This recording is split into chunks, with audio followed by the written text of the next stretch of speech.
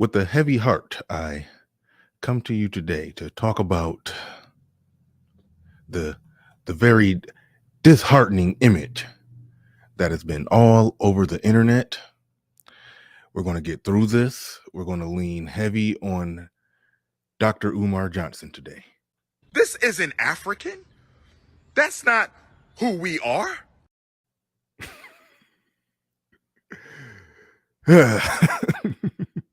Let's get ready to go. Let's get it.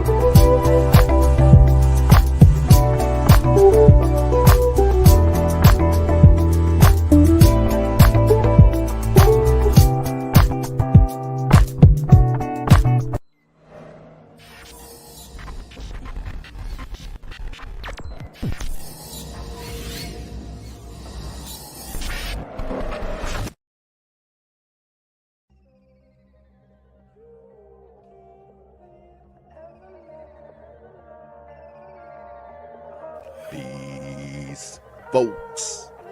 This is X from TPOT Media. Open your mind and wake your black ass up. You know what time it is. Hit that damn like button as you make your way in the door. Grab a seat, settle in, get ready. It's the Grown Man Hour with your host, my man, Bernard Riley.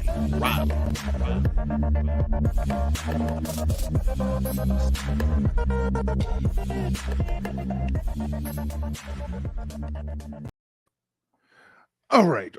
We are in here. We are in the building. Thank you to thank you for everybody who's came on in here. Y'all filed in bright and early. So I'd like to shout out everybody who's in the building. Uneducated Lame in the building. Shout out to Uneducated Lame says slide in the first. And shout out to my man LB Crypto, who overrate me every morning, but it warms my heart. He says the number one show in the Black Manosphere. Welcome all. Please hit the like button and share this program. This is going to be another great breakdown. I'll do my bestest. I'll try to be best. Before the Billions in the building. Shout out to Before the Billions. We did an impromptu review of the brother on the last show. Hopefully he was a good sport and didn't get offended by anything that was said. I wasn't trying to come at him, but once I found out that he did, he went on that show on a whim, on a dare, for a content strategy. So I'm with it. And you actually did pretty good. You actually did pretty good. Everybody like to take a crap on brothers. He ain't got no game. He lame. He this. He that. And then you stood in there. I think he was the only one that made it to the end. So shout out to Before the Billions. And shout out to Before the Billions. Jaquan in the building says it's snowing. LOL. Yeah, we about to get into that. Saying one in the building morning. He says rolling on the fourth floor. I'll let y'all know why he said that. If you missed the very beginning opening, I'll rerun it. But Red Scorpio in the building. Excalibur. Ricky Manor in the building says, Bernard, whenever you get a chance, can you look at my video that I uploaded last night? Hell, email it to me. I'll check it out. Emin Perry says the last two on the left look black. Right on. Hold on. Right on. Get it right in. Fist in the air. We got two Meghan Markle black sisters holding it down. Oh man, but I am in here at Snuggles. I'm actually going to drop the link fairly early today. Even though you come in here every day talking about drop the link. The link will be dropped fairly early today. I do want to lean on lean on the brothers on this, because I'll be honest, the optics of this does look like damn, but I didn't, I don't necessarily think Snuggles, you know what, for old time's sake, it's been a while. Hi, I'm Snuggle. Snuggly softness. That's really less expensive. All right, there, I did it, Snuggles. I did it. All right. But we're going to get into this. I'll give my, see, there you go. SYSBM for the win. I do want to break down a few things because, like, okay, I was looking at a lot of comment sections, a lot of reactions to this, and some people was, I don't want to say overselling it, but it was like, these young men, they chose freedom over captivity. And I was like, I don't know. Because I just know when I was in high school, I went to a majority black high school, but we was no strangers to, driving a little bit to go hang out and party in the white area where the white women was at. I mean, white girls. And, it was a thing. It was a thing. It wasn't a big deal. I don't know if the young kids has even any of them have developed that ideology of race loyalty either way. But in the name of blackity black, we black, y'all, this is a sad day. It is a sad day. I come to you with a heavy heart. I do come to you with a heavy heart, reporting and talking about this very, very sad image that's been gracing the social media streets. And like I said in the opening, to get through this, we will lean heavy on Dr. Umar Johnson today. This isn't African. That's not who we are. We will be leaning heavy on Dr. Umar to help get us through this one. One more time for Dr. Umar Johnson. This isn't African. That's not who we are. Right on. Gotta put the fist in the air. Shout out to the two light-skinned women on the back end, on the far left. They knew to put the two black looking women all the way to the far left of the picture. They knew to do that. That was on purpose. But and how did I know I would be getting a super chat from Nuruddin today? How did I know that? Nuruddin in the building says, "Hey Bernard, didn't I tell you this one on your last show that this would happen? That the young boys were dating girls from other cultures, and look now." No, Nuruddin, you didn't just tell me that on my last show. You told everybody that on everybody's last show that you were on for like the last 2 years. You've told us that. So You've been calling heads on this one, Nuruddin, every day, every second, every minute, every hour for the last 2 years, and you just keep calling heads on something. It's going to come around. But no, in all seriousness though, in all seriousness, here's the deal, and this is what I've been saying. I like talking about black issues because we black folks. And us black folks got our problem. And I do look at myself as me and a lot of other people on this internet. Shout out to Hood Conservative. We and so many and so many others. We ringing the bell. We sounding the alarm for everything that's no SKC. I need you. I need you on this one. I'm putting the link in the chat early. Come on up here. You ain't doing nothing important. Come on up. Come on up when I drop that link. I like talking about black issues in blackity black, we black, y'all. I do. Because I do look at a lot of us as the people who are sounding the alarm on what's wrong culturally. And a lot of times when we do it, people always want to come in and say, "Oh, ain't nothing wrong with it. It's just this, it's just that, it's this, it's that." But no, there are some things culturally not right. And I love to be that one sounding the alarm on it because like I said, and a lot of people take this the wrong way. So I think I'm gonna stop saying this. I have said before, I'm pro-black in the sense that I would like to see black people progress. However, that does not mean I want to put a ball and chain on the foot of black men and say you should only date a certain woman, because I don't believe that your blackness or your desire to want to see black people do better, um I, it doesn't, for me, it doesn't start and end with where who lays in that man's bed at night. And I understand some of the arguments, but not all the arguments. Understand some of the arguments, but not all the arguments. I remember Angry Man said something real profound. He said, can, to the question of whether or not a black man can date a non-black woman and still be pro-black, he said, can a white man date a black woman and still be a white supremacist? Everybody obviously said yes, but everybody said no to the former. So that's where I'm at with it. I want to see black men doing better. I want to see black people doing better, but I don't draw that hard line in the sand that we must be with our sisters, like that one dude said. You're talking about our mothers. I'm not that dude. We'll never be that dude. Well, do I want black men and black women to figure it out and work out their problems? Yes. Do I want that to happen at the expense of black men diving on grenades? No. That's where I'm at with it.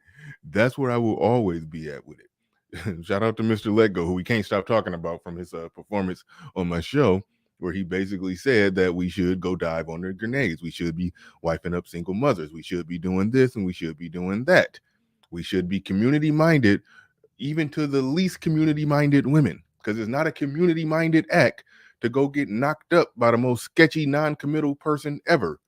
So if they're conducting themselves and behaving themselves in a non-community way, are like you want us to just dive on grenades. I don't think that helps a community. I think properly sounding the alarm for everything that's wrong with it, and making it to where the everything that's wrong is no longer normalized, because no matter what the problem is, black folks are going to defend the fuckery. They're going to defend the fuckery at all cost, and that is a problem. We defend fuckery at all cost. Now, do I apply and associate all of that to this picture? Not really, because even though, like I said, we like talking about black issues, it is an inevitability.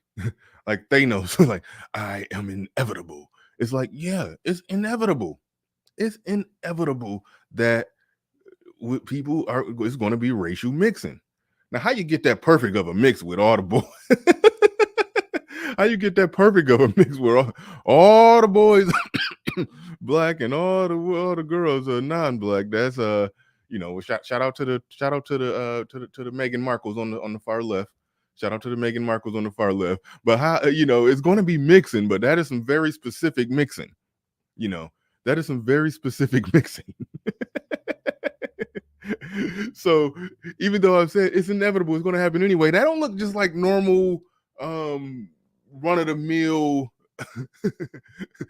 that don't look like normal run-of-the-mill, what am I trying to say? The meme of mixing that you would expect. That looks very calculated and intentional. So I understand why a lot of SYSBM people, y'all putting y'all fist in the air, y'all throwing up the SYSBM gang sign. But I do look at it like this: we're in a country with all of these different races, all these different mixtures, and it's inevitable that it's going to happen. Some odd 200 years from now, we're not going to be talking about race. It's maybe even 100 years, maybe 50 years. We're not going to be talking about race. It's not going to be a thing. So it does beg the question, why make a big deal about it now? Stop talking about it and just let it go away. Just let it fade into oblivion. But there's obvious observable race is an obvious observable reality. Race is an obvious observable reality, and it's baked into the cake of American culture. And we don't like to talk about the differences between races, how this group does this. It has a higher concentration of people that do this, or this groups fall within this bell curve or that bell curve. And I always say everything is on a bell curve. And so it's like we don't want to talk about it, but right now I do think we're in a place where we do got to talk about it. But I think we're heading in a place where it's going to be stupid to talk about it.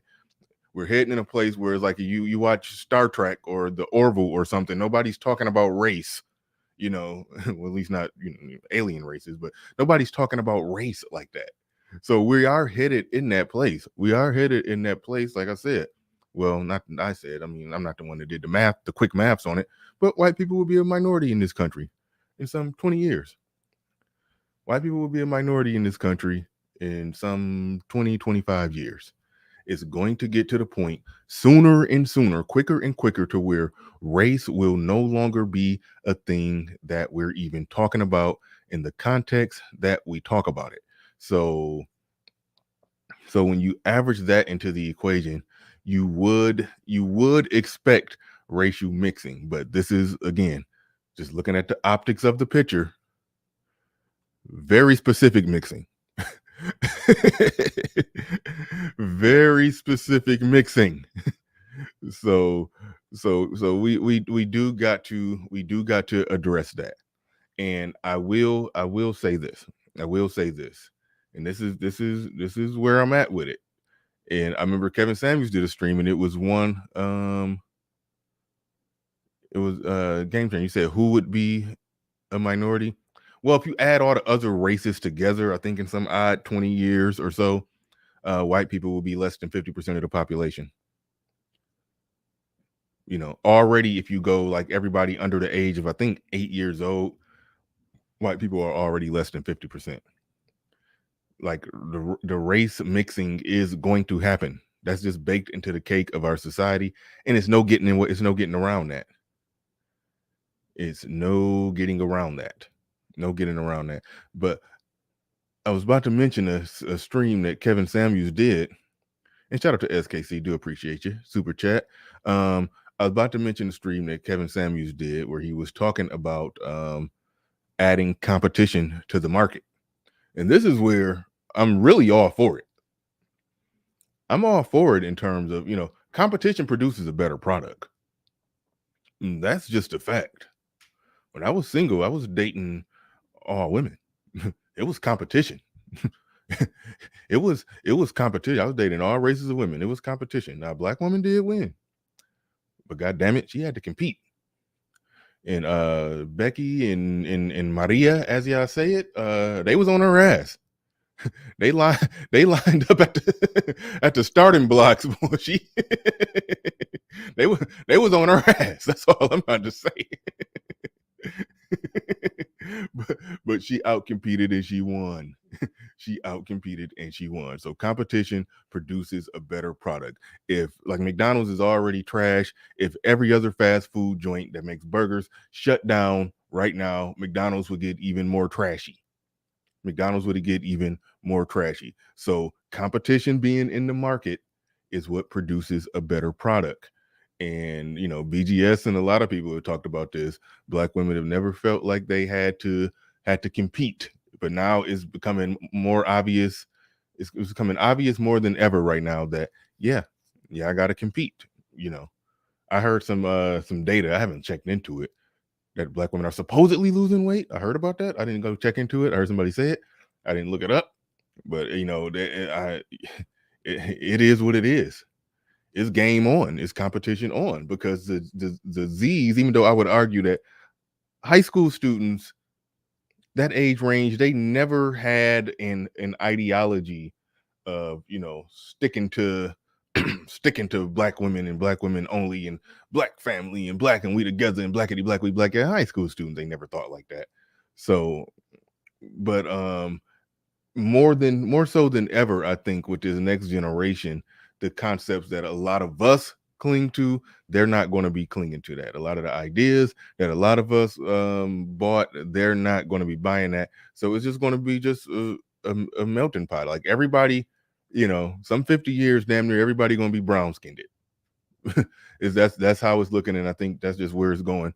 And talking about all this race stuff is going to start looking real stupid. But shout out to Nuruddin in the building. But I do want to get y'all perspective on this, because a lot of people had a lot to say about this. I'm gonna put the link in the chat relatively early because I do got to do a shorter show today. I do, well, not too short, maybe to 1 o'clock, maybe to 1. I probably need to shut it down at 1. But Nuruddin in the building says, well, they didn't listen and now it's happening and I love it. I'm even doing it, especially when I'm going to Nuruddin love Halloween. I'm going to the Halloween parade. My pics say it all. Nuruddin just really loves Halloween. Yeah. Every picture they post on Instagram is all Halloween. It's like every day is Halloween for Nuruddin.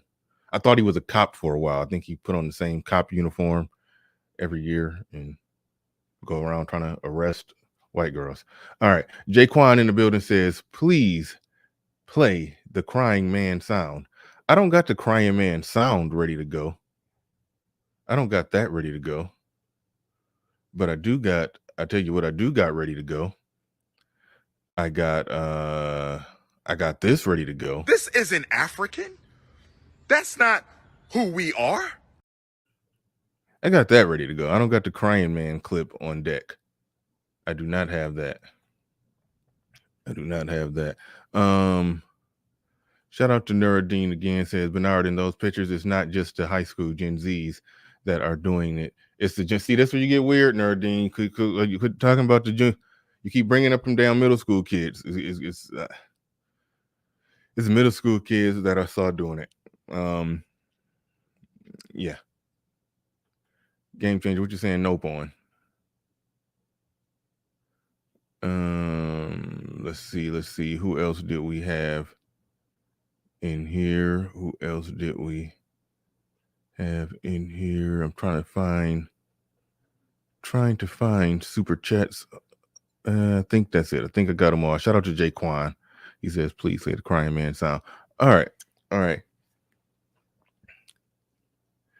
The link is in the chat, and y'all can come up and talk about this. Clarence Jr. in the building says, wait, so women that y'all say don't want to be married need competition? Make it make sense? Your sentence doesn't make sense. Wait, so women that y'all say, and by women he means black women, that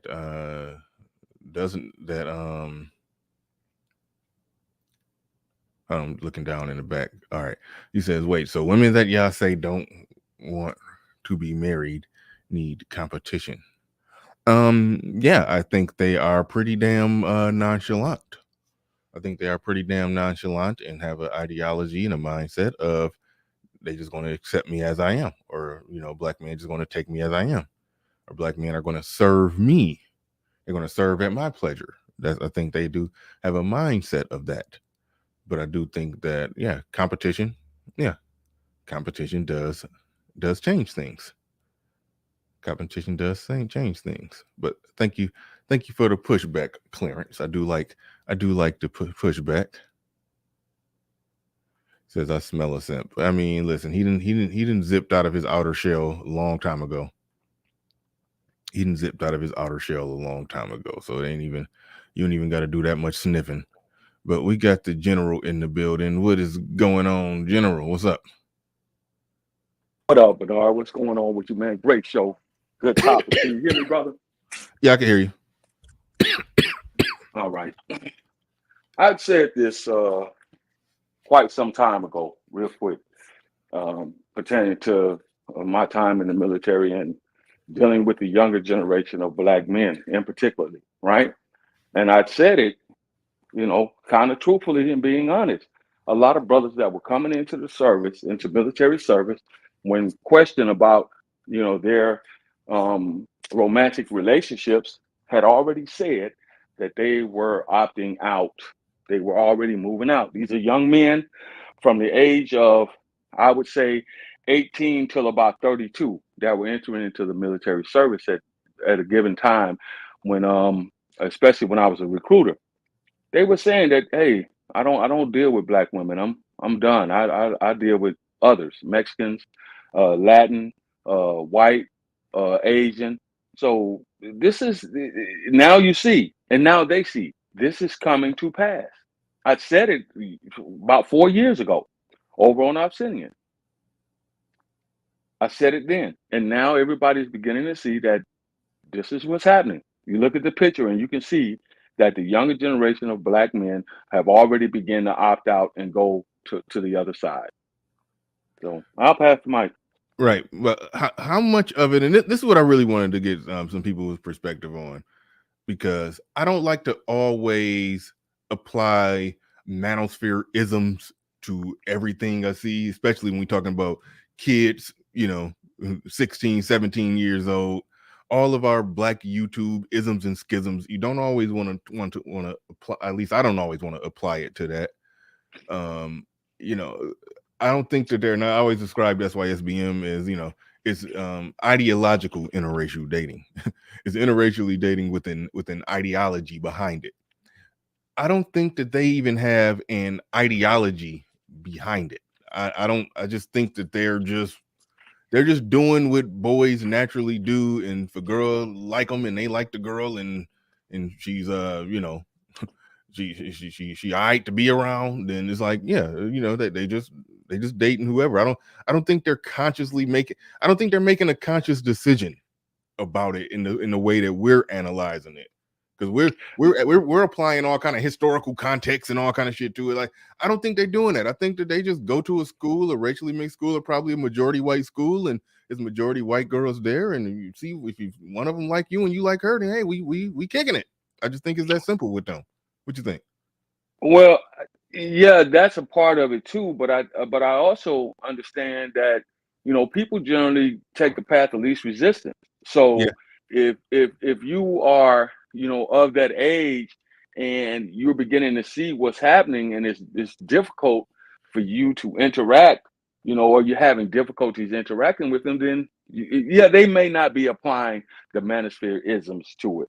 And there is a method to the madness, but the bottom line is, as you were saying earlier, the competition has gotten stiffer. So if I'm a young Black teenager, 17, 18, 19, 20 years old, young Black man, should I say, and I'm seeing how the attitudes of the other half, the female half, is acting towards me, then yeah, I'm gonna go take the path of least resistance. I'm going to go over and I'm going to deal with, the ones who want to deal with me. And that's what's actually happening. There's a video, there was a video that was circulating where I think she was just slightly, the group of girls was slightly out of high school, and they were talking about, this kid that was, I think he was 19 years old, 18 years old, and he was still living at home with his parents, he was going to college or whatever. And she was like, what can he do for me? And the dude that was doing it, he was like, well, what is he supposed to be able to do for you? He ain't even out of high school yet. How old was this chick? They were, I think, just out of high school. I think they were just out of high school. And she was talking about not wanting to deal with this guy because her question was, what can he do for me? He can't buy me nothing. He can't take me nowhere. And the guy asked the question. He said, what is he supposed to be able to do for you? He's barely out of high school. Right. What? Yeah, I don't understand it. She definitely had bad influences in her life. Older women, possibly Black women, really just got into her head and messed her up something fierce. Yeah. Go ahead. Oh no, yeah, I was just gonna say, if she got that attitude, I mean, hell, be prepared to age gap date 10 years older. If somebody if she 18 and she got a what can he do for me attitude, okay, be prepared to date a 30-year-old. Then I see nothing wrong with that, but it's kind of goofy if it's a high concentration of them that have that attitude and that mindset. Then yeah, young couples won't really be a thing. Exactly. that just is what it is. But all right, GC, you got the floor, you got the mic. What's on your mind? Okay, so this is something more serious, and yeah, I agree with you, Bernard, in the sense that the manosphere talking points is probably over applied here. However, there even before the manosphere existed, there was a reason, at least when I was in high school, that guys like myself primarily stuck with Black women. And that was because we knew that by openly and publicly dating a non-Black woman, you lose all opportunity, or at least most of your opportunities, with a regular Black woman. Meaning that because Really? my school was primarily Asian, it was more Asians than any other ethnic group. But we as Black kids, it was like 35% Black. We as young Black men, we knew that, you know, if you started dating Asian girls, then you would have to stick to that particular cohort, because the Black girls would basically cancel you, the 90s equivalent to cancel your penis. So we had something to lose because the women were hotter back then. Now it's to the point where these Black boys are saying, listen, y'all have nothing to take away from me anymore. I am going to do this. I'm going to do this publicly. And if you cancel my penis, I don't care. What do I care? Are you saying that I won't be able to fuck your fat ass? Is that what you're saying? Because you can't take away something from me of worth anymore. So that is what's really going on. And even though young men who are in tune with their sexual opportunities, they know this. It has nothing to do with manosphere talking points. They know that I have nothing to lose by taking this picture openly, and I have nothing to gain by showing loyalty and love to Black women.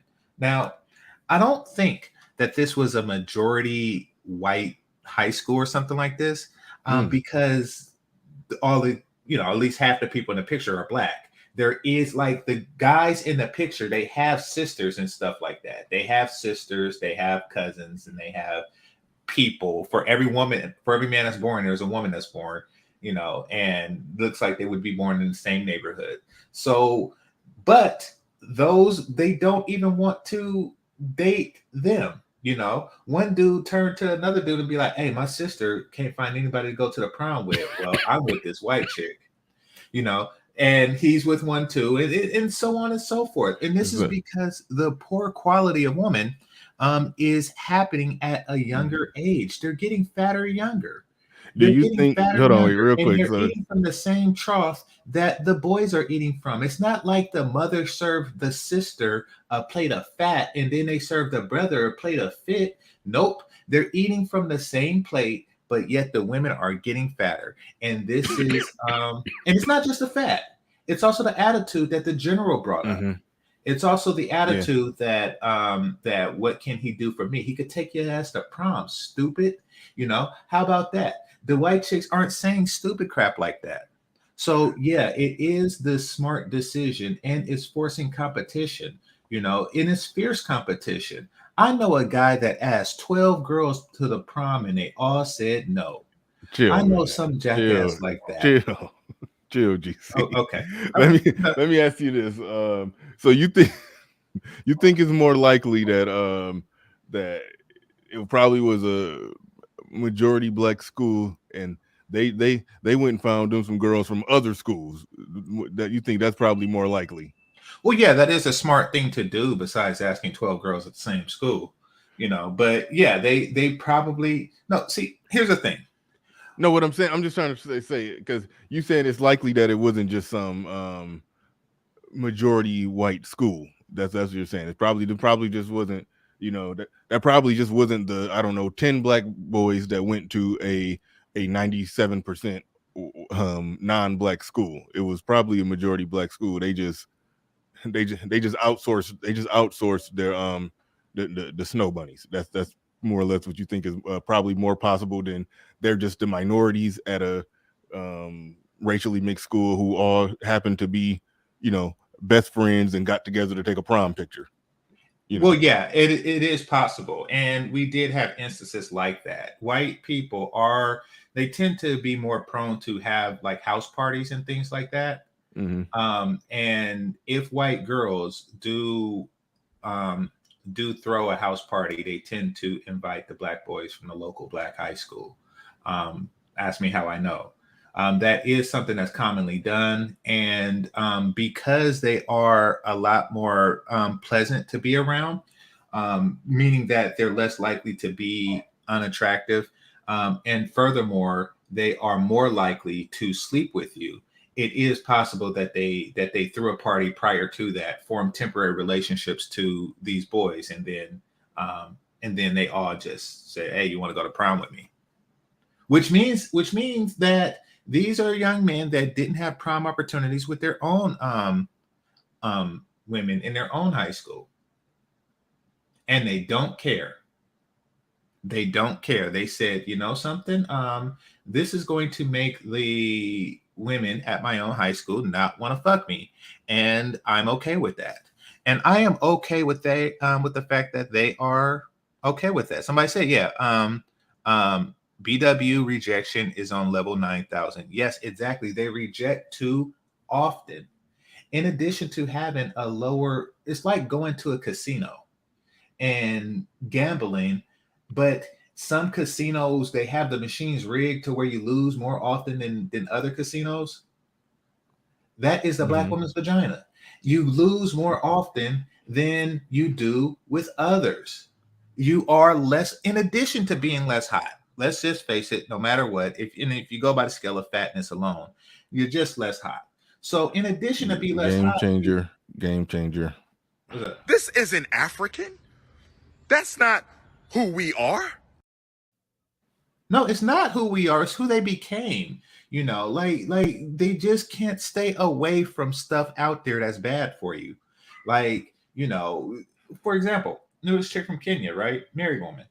And she told me that she was an Olympic bronze medalist for some type of crazy sport where you got skates on indoors, some women's sports, but apparently it's no big deal because Kenya has a lot of Olympic medalists, right?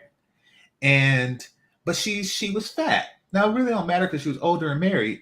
But I was saying, I was like, really? You won the Olympics? And she was like, yes, I gained a lot of weight. When I came to America, I couldn't believe that I could eat ice cream anytime I want. It's like, yeah, you can, but that doesn't mean you should. You just kept eating it. That's the thing. They cannot live in a country where you can eat ice cream anytime you want and restrain themselves. Yeah, And no, restrain that's a themselves. thing. You see, the white women, they do, and that's because they bring the ice cream. They are the source of the ice cream in the country, and they know how to moderate. They understand moderation. Nevertheless, it's not an African thing, and it won't be an African thing until they start making Dairy Queens commonplace in Africa. But when that happens, if they have the same lack of discipline there, then the same problem will exist. All right, let's go to Kevin C. Thank you for your patience, but hold on real quick. And Nuruddin, I'll bring you up for a second, but hold on, give me a second. We said Nuruddin in the building says, Bernard, I just sent you a video and it says it all. The busty Latinas and busty Brazilians and busty baby dolls are coming and taking the good black man, and they are winning. Thank you for the super chat. Nuruddin. Dane C in the building says there was no importing. It seems like it's just another Bronny James situation. Well, Bronny James is one person, but when you see 10 boys and all of them with non-black girls, it does make you question what's the ratio of black to white at the school. So if they did go to a majority black school, that would be some importing. If they went to a majority white school, then it wouldn't be importing. But so just a question, when I see pictures like that, I do kind of want a little backstory. But he says this is what it is. This is what it is when you're a minority race in a majority white school. Yeah. No, agreed. Then where's the opposite picture? Exactly. Where's the 10 black girls with the 10 white dudes? Exactly. The white dudes who would be with those white girls are saying, you know something? I would rather get with a 4 homely sister. Yeah. All right, that's your last one, GC. That's the last one, man. Cut it out. Chill. Because according to them, nothing is. But we got to. We got to. We got to go to. And I apologize. Yeah, I'm a little under the weather today, so I'm be doing a lot of coughing. But Kevin C in the building. Thanks for coming on up. You got the floor. You got the mic. Yeah. Hey Bernard, the general game changer, and to the gentleman who just came up, and to everybody in the chat. First of all, thanks for letting me up, and I hope you feel better, man. Oh yeah. I'm gonna get through it. No big deal. I'm gonna get through it. All right. Yeah. So Game Changer actually says something that was pretty interesting. But I'll come back to it because I had the point, but then I forgot it. But at any rate, this is the thing, and this is what we're seeing, and this is, I thought this might happen. I just didn't think this was going to happen right away. Is that the younger generation, the current generation of young men they're skipping the whole suffering through, trying to find, a suitable black woman in the United States or a black woman, period, and just either going outside of the race or going to, black women in other countries. And, I'll just say this is an indictment on the women, and then a wake-up call to the women as well. The thing is that you see when stuff like this happens, instead of women internalizing this, looking at it for what it is and seeing the reality of it, and then doing what most men would do, which is correct themselves, self-correct, analyze the situation, and then go, you know what, I got to be better in order to make myself competitive for, the group of men that I actually want. It's a lot of shaming. It's a lot of, well, you can't handle us. It's a lot of, self-hating. I was literally on a panel last night and I was trying to explain this, to women who were literally, just saying these things. And it didn't make sense to me. We say it as if it's a bunch of talking points, but no, this is what women in general are believing. Like, they literally believe that you hate yourself. You don't like your parents. You don't like your mother. You don't like being black. You're trying to be white and a whole bunch of other stuff. When I'm like, look, how about is it just, people meet organically and they actually, come together as a couple. They just happen to be of different races. But the other part of it too is that, are they finding suitable mates? Because the idea is that if a guy's not suitable, then women shouldn't pick him. But if a woman's not suitable, then men aren't going to pick you either. You see what I'm saying? So men understand that we have to either improve or we just, not going to give it what it is we want in the opposite gender. I mean, it's really that simple. But for some reason, women as a collective, and I'm just seeing this and I'm not really understanding how they're processing this in their mind. They'd rather put the blame somehow on the men and what the men are doing versus actually looking within and then going, ooh, wait a minute, this is a conversation that we need to be having as women, and we need to get better. I've only seen like a few women actually talking about this in the sense that the way a man thinks about it, but the general collective is they're just saying, well, you guys just aren't man enough to do this. You're cowards, you're a whole bunch of other stuff and everything else, and that shaming stuff is not going to work. It probably would have worked with older guys. It probably would have worked maybe with the guys in my generation. But I know what it was. To Game Changer's point, yeah, if I had dated outside of my race, and I just hung out with, I remember when I was in high school hanging out with non-black women and talking to them, and black girls would give me a hard time. They'd be like, oh, yeah, he's over there talking to the white girls. They gave me a hard time with that. And I was like, oh, I'm just talking to her. What are we talking about? Like I literally had to explain myself. Like, and really I shouldn't have had to. But they see, oh, you shouldn't be talking to them. You should be talking to us. And you're talking to a man who, when I was younger, all I did was chase, women in my, the young black girls who rejected me time after time after time after time, up until I finally, got to one who said yes and I went to prom with her. I actually thought I was going to marry her. It didn't work out that way. But my whole point is that, that was the point I was trying to come back to, GC, which is, there was some stigma and shame associated with that, 20, 30, even 40 years ago, but today it isn't. So these guys are like, they're openly taking pictures, and saying, look at this young, beautiful, thin, fit, and in shape, young lady that I have standing next to me. And I suspect that a lot of those young guys, they're either going to college on scholarship or they're going to college on academic scholarship or something, or they're going to college, period. Those guys in that group are probably, I don't see them as nugs. I don't see them as, what you call it, dysfunctional or deadbeat, future men. Those guys are going to be successful because I look at it like this. If those young white girls or non-black women are linked to parents, especially fathers, they're not going to let their daughters around some dysfunctional, deadbeat young black boy. They're not going to do that. So I look at that and I see future generation of young black men who are going to be successful, but with non-black women. And women need to be looking at that and thinking about that in a real way if they have any concerns. And if they don't have any concerns, then what's going to happen is what's going to happen. But if they really want to, reverse this process, then they got to get in the game. Because right now they're on the sidelines looking in, just making a lot of accusations and calling names, and that's not going to help them at all. That's not going to help you if you're a woman. This Well, look at the is a size hold on, of wait, the real quick. This is an interesting one. Jackie Jack says, I don't think it's importing. It was like that at my high school. It was only 5% black people. I didn't have a prom date. So the 5% of black boys went with white girls, and it was sort of implied there. Is you can confirm this in the chat room, Jackie, if the 5% of black girls were dateless at your prom. And I just want to also point out your whole Marvel origin story just keep getting sadder and sadder. I mean, They do. like damn. Like They do. All right, I ain't gonna clown. I ain't gonna clown you. Shout out to Jackie Jack. Shout out to Jackie Jack.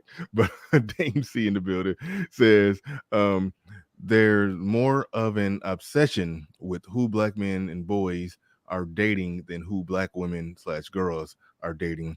Hence why black men and boys pics are the ones that go viral. Oh no. Well, I think you're right on the first part, but if they could produce a prom, and I think I may have saw one like that at some point, but if they can produce pictures like that every prom year, oh, trust me, it's enough black women that will make that shit go viral. It is what it is. Like if they could produce pictures like that regularly, it would make the rounds. It would make the rounds. Well, it's harder for them to produce a picture like this. I'm not saying that it's difficult for a black woman to sleep with a white guy. However, prom is competition, and if that white guy has the opportunity to go to the prom with the white girl, then he would, but I mean, they can definitely sleep with them and even date them. But prom is a whole different story, because in the end, there can only be one. There can only be one prom date. Now, I want to reiterate what I was saying to Kevin C a moment ago. When those young ladies, they shamed you for dating outside of your race and stuff, that you seem to be like, you're around my age. They were hotter, right? So you had something to lose, and that's why you continue to pursue them. Yeah, I can still see them in my mind to this day. They were young and thin and hot and pretty. Yeah. Exactly. And that's why, but see, I don't think that these young black boys really have that dilemma. Like, I think now, because the younger girls are fatter and faker haired, I think that they're coming and saying, "Oh, you going with a white girl?" You're like, "Get your fat ass away from me." I think that that's the reaction that young black men are having, that they didn't go through what you're going through, to where they're trying to pursue the black women of their time, because the black women of their time are not the same as the black women of our time. Their hair got faker and the belly got bigger. And it's unfortunate that it's affecting the younger ages, but it is. Yeah. All right. Osmosis Reacts in the building says, if men aren't suitable, then it's move on. If women aren't suitable, then it's you need to be understanding and work with her trauma. True statement right there. Shout out to Kenneth Williams in the building with the $5 super sticker. I do appreciate that. Shout out to the Standard RLC, says black women will say they don't mind as long as he doesn't bash black women on the way out, but will scrutinize this, and black men like Jay Ellis, who said nothing. Thank you for the super chat. Appreciate that. Good point. Who's right there. Jay Ellis, the one guy. Jay Ellis is a guy on that show Insecure with who is it? Issa Rae. Oh yeah. He married a beautiful Lawrence, model from Serbia, somewhere from Europe. Beautiful lady. It was making the rounds on the internet. I didn't know who it was at first. I had no idea. I just saw a lot of people talking about it and making a big deal about it. But Lord Love Smith in the building says, I love to see black men happy. Wait, how do you know that they're happy? Just because they're with white women? Okay. He said, I love to see black men happy and not dealing with the plantation politics. Yeah, I'm all for not the plantation politics nonsense. That's a bunch of nonsense. The sexual politicking, all of that. Like, look, we in a free goddamn country with racial mixing. So all the different races are all in the same spot, and it's an inevitability. It's going to happen. Is going to happen. But we're gonna go to Pablo. What you got on this? I know you've already spoke quite a bit on this, but go ahead. What you got? Yeah, well, I'd like to share a bit of a personal story on the creation of of young Pablo. Whereas Obsidian and is very you about to give your Marvel origin story. Yeah. So very much you may have heard Obsidian give his prom story about the homely sisters and how he. No, I didn't. Could you please tell us? It's a classic story. So Obsidian tells a story about how he didn't have a date for the prom and his sisters tried to hook him up with some community women, and they were very homely, not very good lookers, some a bit portly and homely, and he just decided to sit it out. He didn't want to deal with it. Oh, wait. So you're saying that young Obsidian did not want to deal with a portly, homely looking woman? No. Game changer. Okay. Just curious. Game changer. No, he said it. I didn't say it. He said it. Quiet separation. He said it. He said it. He said, fuck it, I'm gonna sit it out. I said, okay, cool. But now see, young Pablo was presented with a similar quandary, only I had my eye on my quarry. It was this young lady named Stephanie. And she was very shapely for a high school girl. Now that I look back on it, she has some swollen ankles. My tastes have changed. But young Stephanie, a community, and I don't mean to rush you. I don't mean to rush you, Pablo, but you do got that staticking problem. But I do want to hear what you got to say. So I'm just saying, if you could give us the more condensed version, that'd be great. You do got that static. Basically, the girl of the community turned me down, and so I had to scramble to find another date. And lo and behold, as I'm riding through one of the neighborhoods one day, a young Latina who went to my high school or used to go to my high school was riding her bike. I pulled over. I said, "Hey, didn't you used to go to Hampton High School?" She said, "Yes." And we started talking, and I asked her to the prom, and she said yes. Her name was Jeanette. And ever since, my first date was with a Filipina. That was the first date I ever went on. So ever since, Pablo been SYSBMing it and passport throwing it, even though I went to an HBCU with very limited successes with the women of the community. But once I had full access to the rainbow and international traveling papers, I've been free. Right on. That's Damn, what's I up. want to. Yeah, I'm curious because you're over 50, correct, Pablo? Yes, 52. 52. Okay, so that would have put you at. They would have been in college, late 80s, 1988. Okay, 1988. Okay. What would you say? What were college age Black women like back then? Because that wasn't a bad era. I mean, they wasn't walking around. Walking around with diabetes at 19 back then. No, but it was the crack era, and every dope dealer on campus had access to the women I want. Fair enough. Okay. Yeah. Okay. Got it. Damn. All right. I didn't always like that in the HBCUs. At that time, I didn't go to HBCU, but I assumed that the game was good. The way they complained. Yeah. The dope boys rode through campus to come and scoop them up. Gotcha. All right. And I apologize again for the coughing. Let me throw this question out there, and I hate this question, but let's go ahead and talk about it. Let's talk about it from the people who always they want to bring white supremacy into the conversation. They want to bring these men are the whole color struck element of it. Like these boys haven't even experienced nothing. How are they at that young and early of an age developing any type of ideology? So the argument is that basically the programming starts young of teaching them that the white women look better or they're better, and that's the programming of y'all just want to be y'all want to be white men, so y'all think y'all getting closer to the. I hate these fucking arguments. Let's just go ahead and go down the rabbit hole.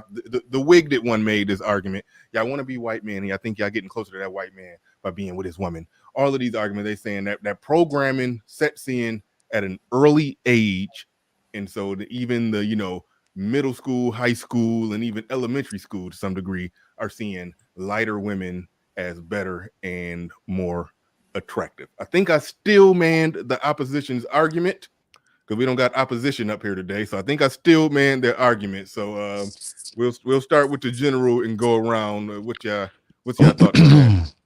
Well, it's a farce, right? That's nothing more than shaming tactics, right? That they've always tried to use. It's always, if you go on to something other than us, then we have to let it be known that your mindset is that of being controlled by the greatest part of society, and that's simply not true.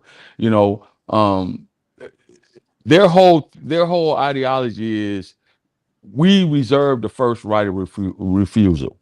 That's what all of that talk is all about. Oh, y'all just want to be white men. Well, who wants to be more whiter than some of our sisterin, right? With the blue eye, with the blue contacts, with the straight and wavy weavy hair and the hair habits and all of that shit. Who wants to be more white than them? The problem is the first right of refusal has basically is and has been taken away from them. Back in my damn Pablo and I are around the same age. When I went to an HBCU as well, Pablo, he's absolutely right. The sisters didn't give the brothers that were trying to go to class and do what they were supposed to do. You didn't get no time. As soon as the dope boys hit the campus, it was a wrap. It was over with. You looking for them? Oh, the dope boy got him, man. She gone. She went on out in the city with him somewhere. You know what I'm saying? So follow the 190 Mercedes Benz kitted with the BBSs on it. Right. And she in there. Well, right. Pablo, you should have pledged a Kappa or something like that. You ain't pledged. Well, even they didn't get the frat could compete with the dope boys. Yeah, the frat had some. The frat had their shit. Hold on, wait. The frat, the athletes, or just like spoiled rich kids. Let me give you the rundown. They can compete with the dope boys. Let me give you the rundown of the pecking order on an HBCU. All right.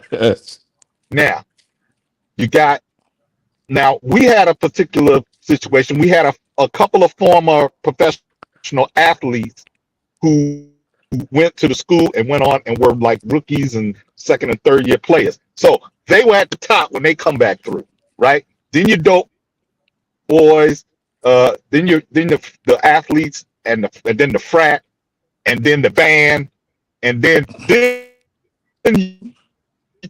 upperclassmen, then the sophomores, and after that. So it's a hierarchy and a pecking order. And before you make it to your junior year, by the time you make it to your junior, go ahead. By the time you make it to the junior year, you might get you some action. You know what I'm saying? But you gotta wait your turn. I was just sitting here thinking that if you was a freshman or sophomore, you wasn't a dope boy, wasn't a spoiled rich kid, wasn't an athlete, wasn't frat. You probably was just invisible on that damn campus. But once you get like junior, senior status, you probably could knock off some freshmen and sophomores. They looking up at you a little bit, but yeah. But anyway, to the question that I put on the table. So basically, as I was saying real quick, that's always going to be the shaming language that they use, that our sisters use towards us when we decide to deal with any other race of woman.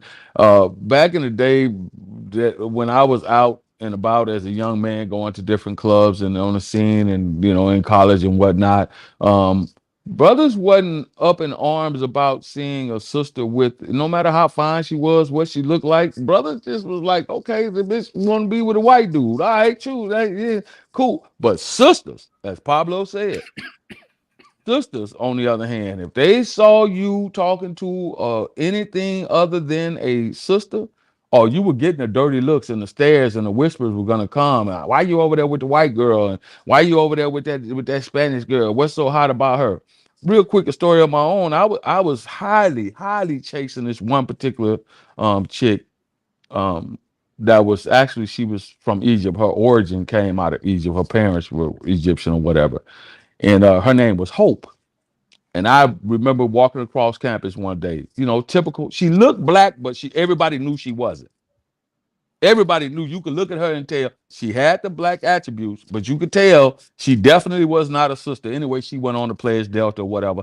So I see this sister, and I stepped to her, I said, "Hey, what's going on? How you doing? Whatever, da da da da da." Same old, bullshit.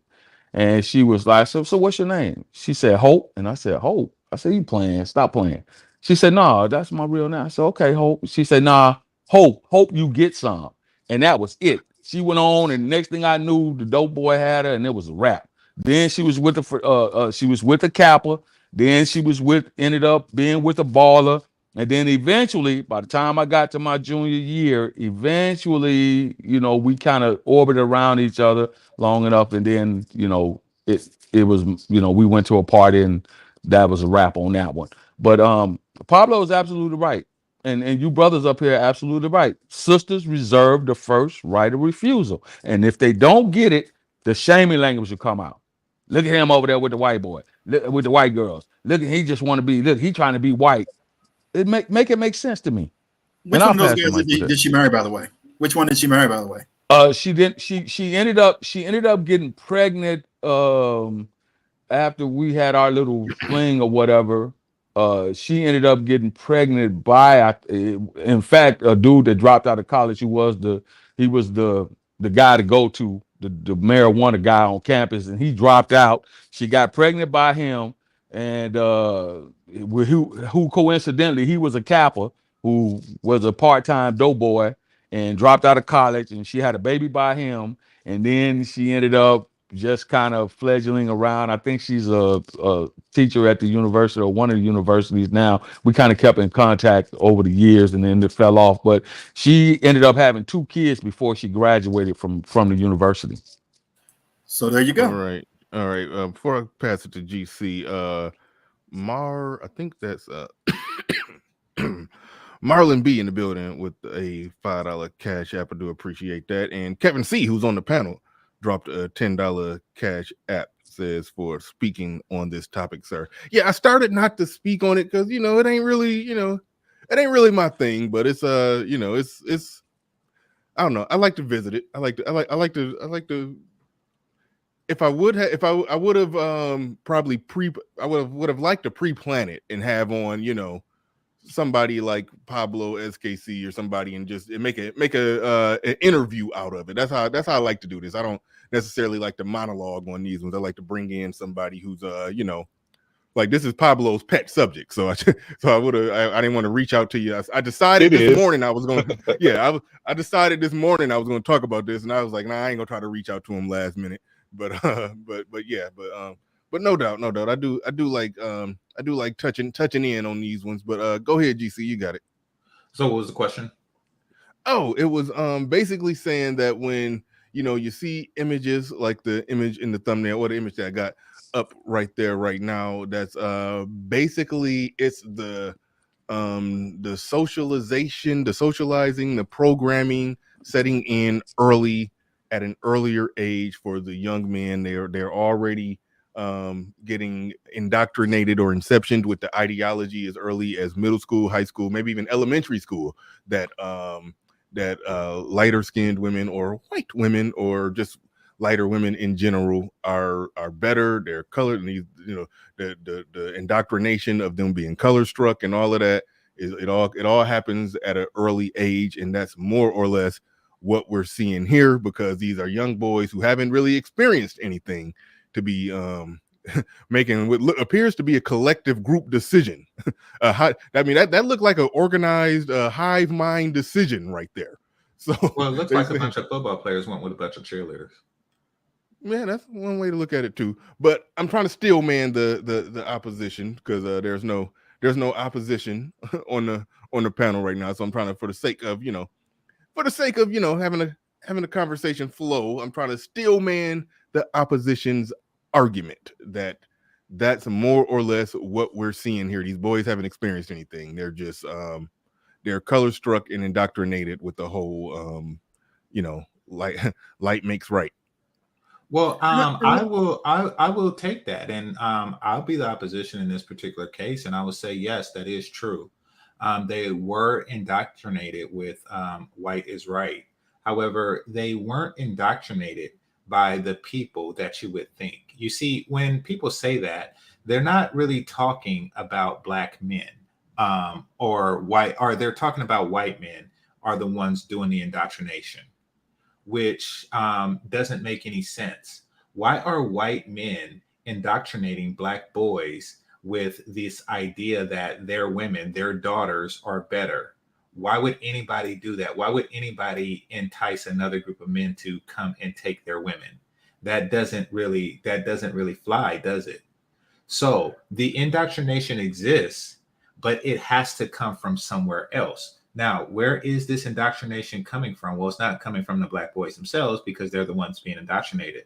So the only two groups of people left are black women and white women who are indoctrinating black boys in this way. And that is who is actually doing it.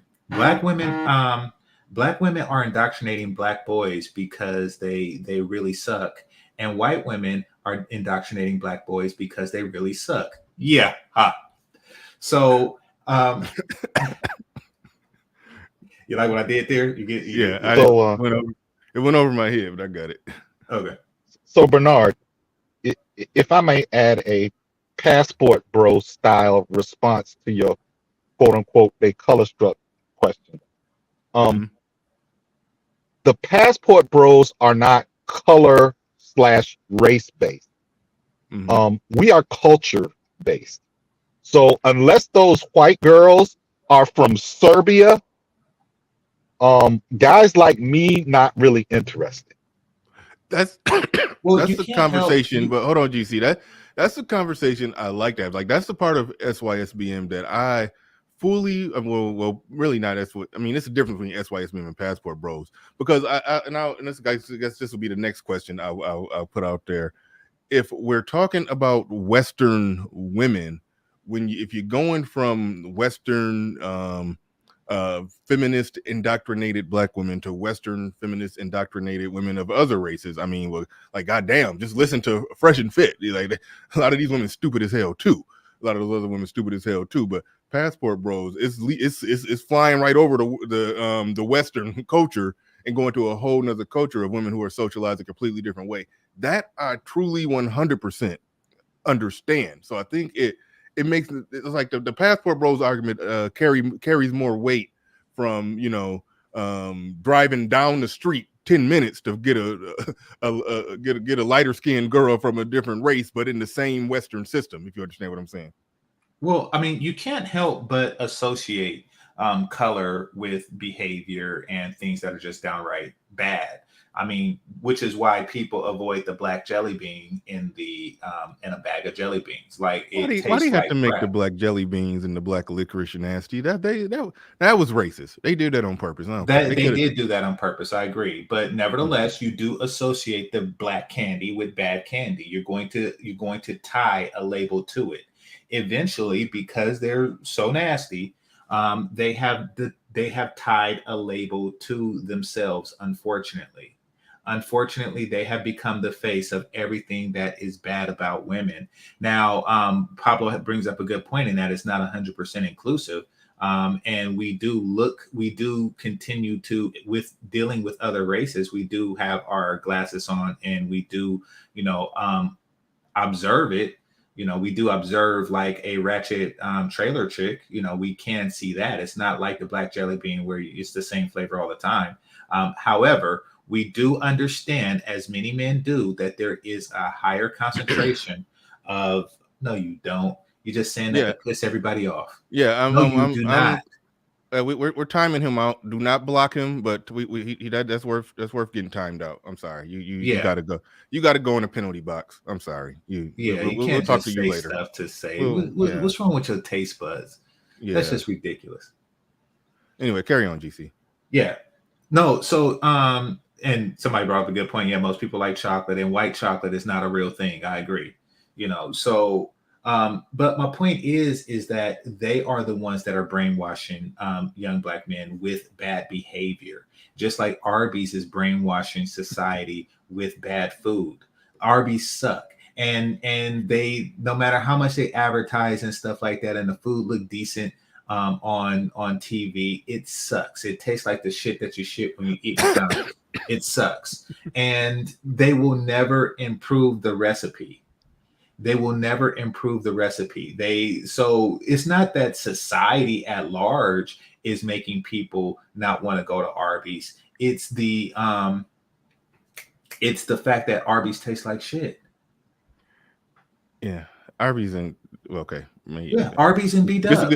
It's a good thing it's my show because I don't know no black people that like Arby's, so I can't get timed out for it. But Arby's is not that bad for me. Now, the game changes. The chicken bacon Swiss with extra honey mustard sauce is not bad from there. Burger King is the one that tastes like throw up. But anyway, to Game Changer's point, Bernard, there are levels to this. So yes, for a young teenage boy that does not have access to international flights and passports and all of that, yeah, Becky is the alternative that he has access to, and it's better than what he feels is better than what he left.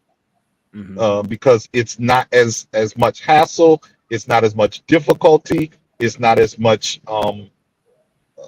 he doesn't have to put on a show as much. He can just kind of be himself and approach the girl in the way a man would normally approach a woman, without all of the flash and style of a trap rapper. Right. So we're gonna go we're gonna go okay. Well, just hold your thought, GC. I'm gonna go let you make whatever point you're about to make. Then we'll go to Kevin C again. But Java joined the building with the $10 super sticker. I do appreciate that. Platinum Elite. I ain't talked to Platinum in a minute. Shout out to Platinum. He says black women should compete, not complain. Let the best woman win.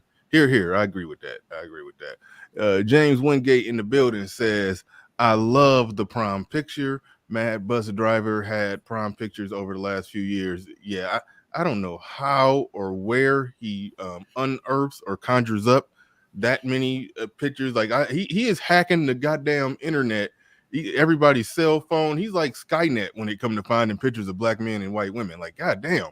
But anyway, he says, me, SYSBM, and my nephews are following suit. Burn, baby, burn the community. Thank you for the super chat. Do appreciate that. James Wingate in the building. He says, my great nephews and nieces are mulatto on birth certificates. I got friends who kids and grandchildren has mulatto on birth certificate since 1990s. Yeah, I didn't know they could do that. I thought they started removing race from birth certificates. I think they have a reason. No, they can't do that. I think that's part of the reason. The race altogether. Okay, I thought that was part of the. I mean, maybe not the only. Well, I thought it was part of. I thought it was part of the reason how they kept track of who was born, what race, and who Like they're putting it in the system somehow, but they're a lot of these birth certificates, especially when you get reprints, the race is removed. Man, now and some states don't even put it on the birth certificate at all. So they're expecting you to actually, and I guess the reason is, so if somebody's born, they don't want to designate them in a certain race. And then as they get older, they're like, look, okay, I'm black or I'm white or whatever. So that may be the issue. I don't know.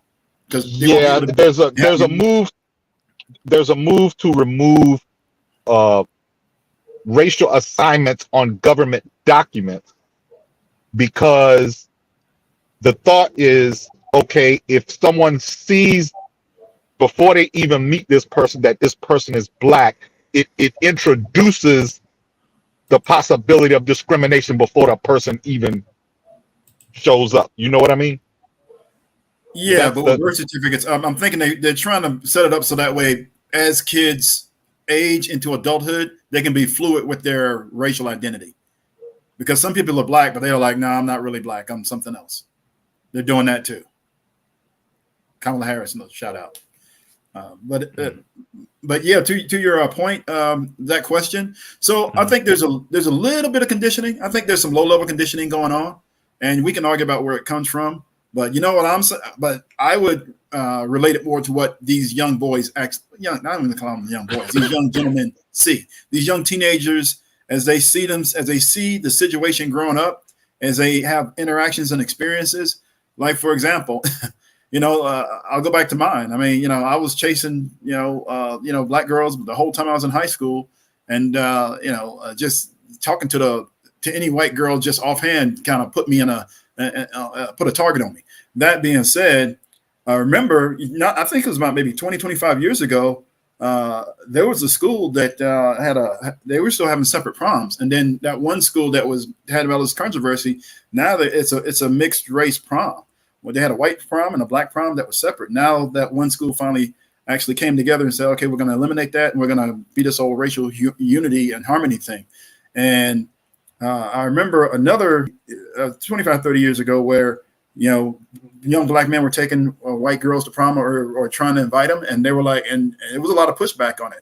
The thing is that nobody's getting the pushback now. But the other part of it, too, what's going on is that these young black men are looking around and they're seeing that they're either being denied the opportunity to date the women that's in their race, or that these women are just, not desirable in the first place, whether it be weight, behavior, personality, or whatever it is they got going on. I'll give you a story and understand I got a son. The reason I got into all of this and wanted to see what was going on in the manosphere, in the black manosphere, and on YouTube and on social media, I wasn't even paying attention to all of this stuff. I thought he was going to grow up, graduate high school, go into the military, do his little thing, go to his trade school thing, and eventually find a wife. But what I'm seeing is that it's going to be harder for him to do that based on what he was seeing. And I remember my son telling me just before he graduated high school, we were in Walmart.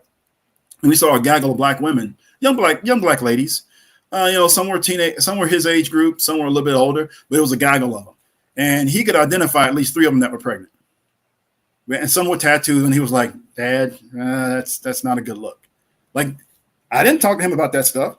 And the reason I wasn't making a big deal about it is because he has 2 sisters that have never been pregnant out of wedlock, or they don't have tattoos and they don't behave in a way that's undesirable. So I try to remind him about, hey, you got 2 sisters who are, really good young ladies. And remember, they're not behaving in a way that, would make you reject them for a future mate. Now, obviously, he can't, but what I'm trying to do is relate that to other women out here. Like, if your sisters are like that, they're the minority. They're the distinct minority. And that's what he's seeing. He's seeing that, look, okay, you're right, Dad, but my sisters they're a minority in a group of women who are, putting off these vibes and showing up pregnant, and they're, got all these other things going on, and it's behavior and personalities that I don't like. And keep in mind, I'm a father who's like not trying to push him in the direction of marrying a black woman, but I'm like suggesting it. I went from pushing it to like now it's a suggestion to not even talking. Set him free. Set him free. And that's where it went. And we're like, pushing them to suggesting it to not even really talking about it, and just say, look, just find the best person because she's got to fit into the family and all this other stuff and everything else. And I'm actually, and to be honest with you, I'm not saying I'm concerned, but it might not be a black woman from the United States, or it might not be a black woman altogether. Like, that's where we're going with this. So these young men are actually seeing basically the product. Basically, they're seeing what's out here. So you don't really have to indoctrinate them or give them a whole bunch of propaganda and say, white is better and all this other stuff and everything else. These guys have eyes; they see it.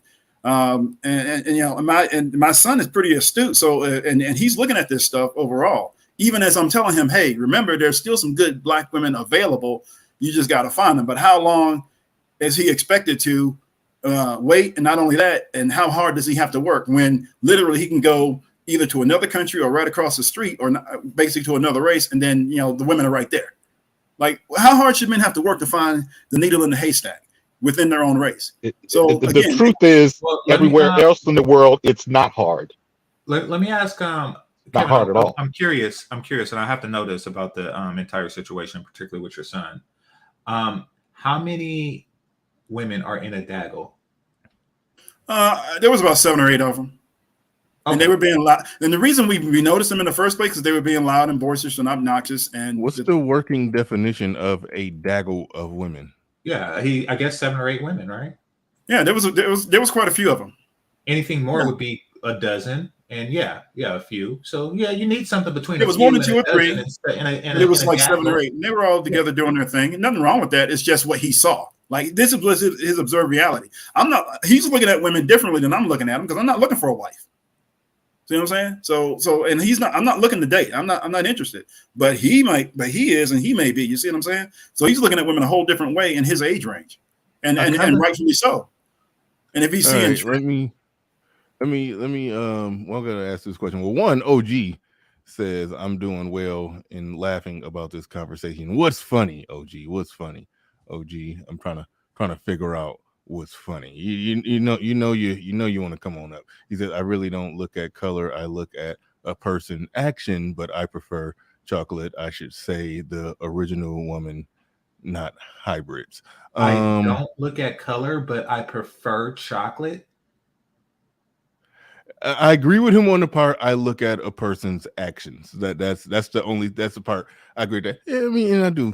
I mean, his son I like darker women, but it is contradictory to say I don't look at color, but I prefer women of this color, but I don't look at color. So but his son is looking at the actions, and the actions is tattoos and pregnancy. These young gaggle of women are both fatted and tatted.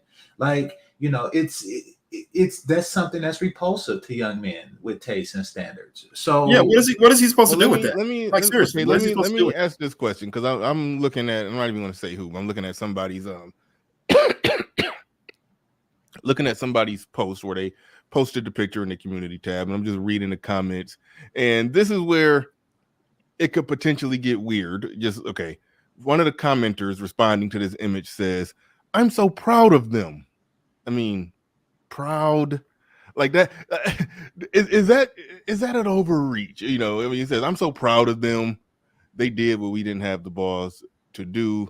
Be happy and treated well. Okay, I guess, I mean, y'all explained they didn't have the balls to do because it was more criticism of it back then. I don't know how old this individual is, but the whole I'm so proud of them, like that looks, that to me that comes off as weird. Like you're proud of teenage boys for dating teenage girls who are a different skin color.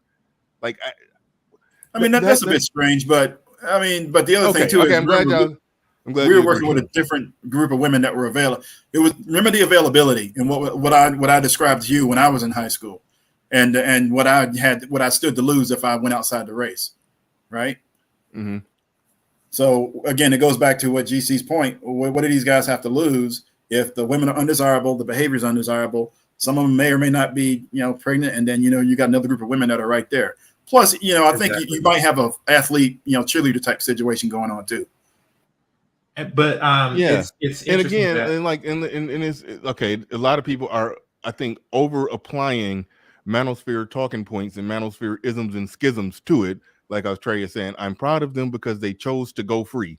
I don't even think that they even saw themselves as even captive in any way. I just think that they're boys who either went to school, they're boys who went to school with some girls and they like the girls and the girls like them. I would argue that they probably not overthinking it like this.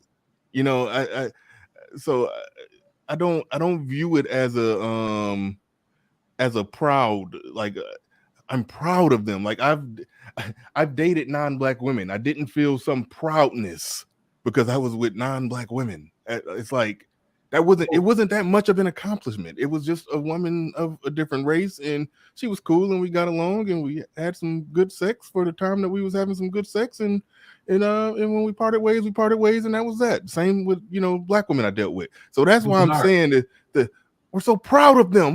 You go get them, Tiger. Yeah, it's like. But I mean, look at Pablo's, your story, and you're of a different generation. Look at Pablo and the general story. Okay. Theirs is completely different, because I mean, imagine if you actually got with the women of different races. They maintained a perpetual cycle of attempt and fail with this one race. They're proud that these young men are not going down their path. Okay. That's what they're proud of. They're proud that these young men made the decision that they wish that they made when they were their age.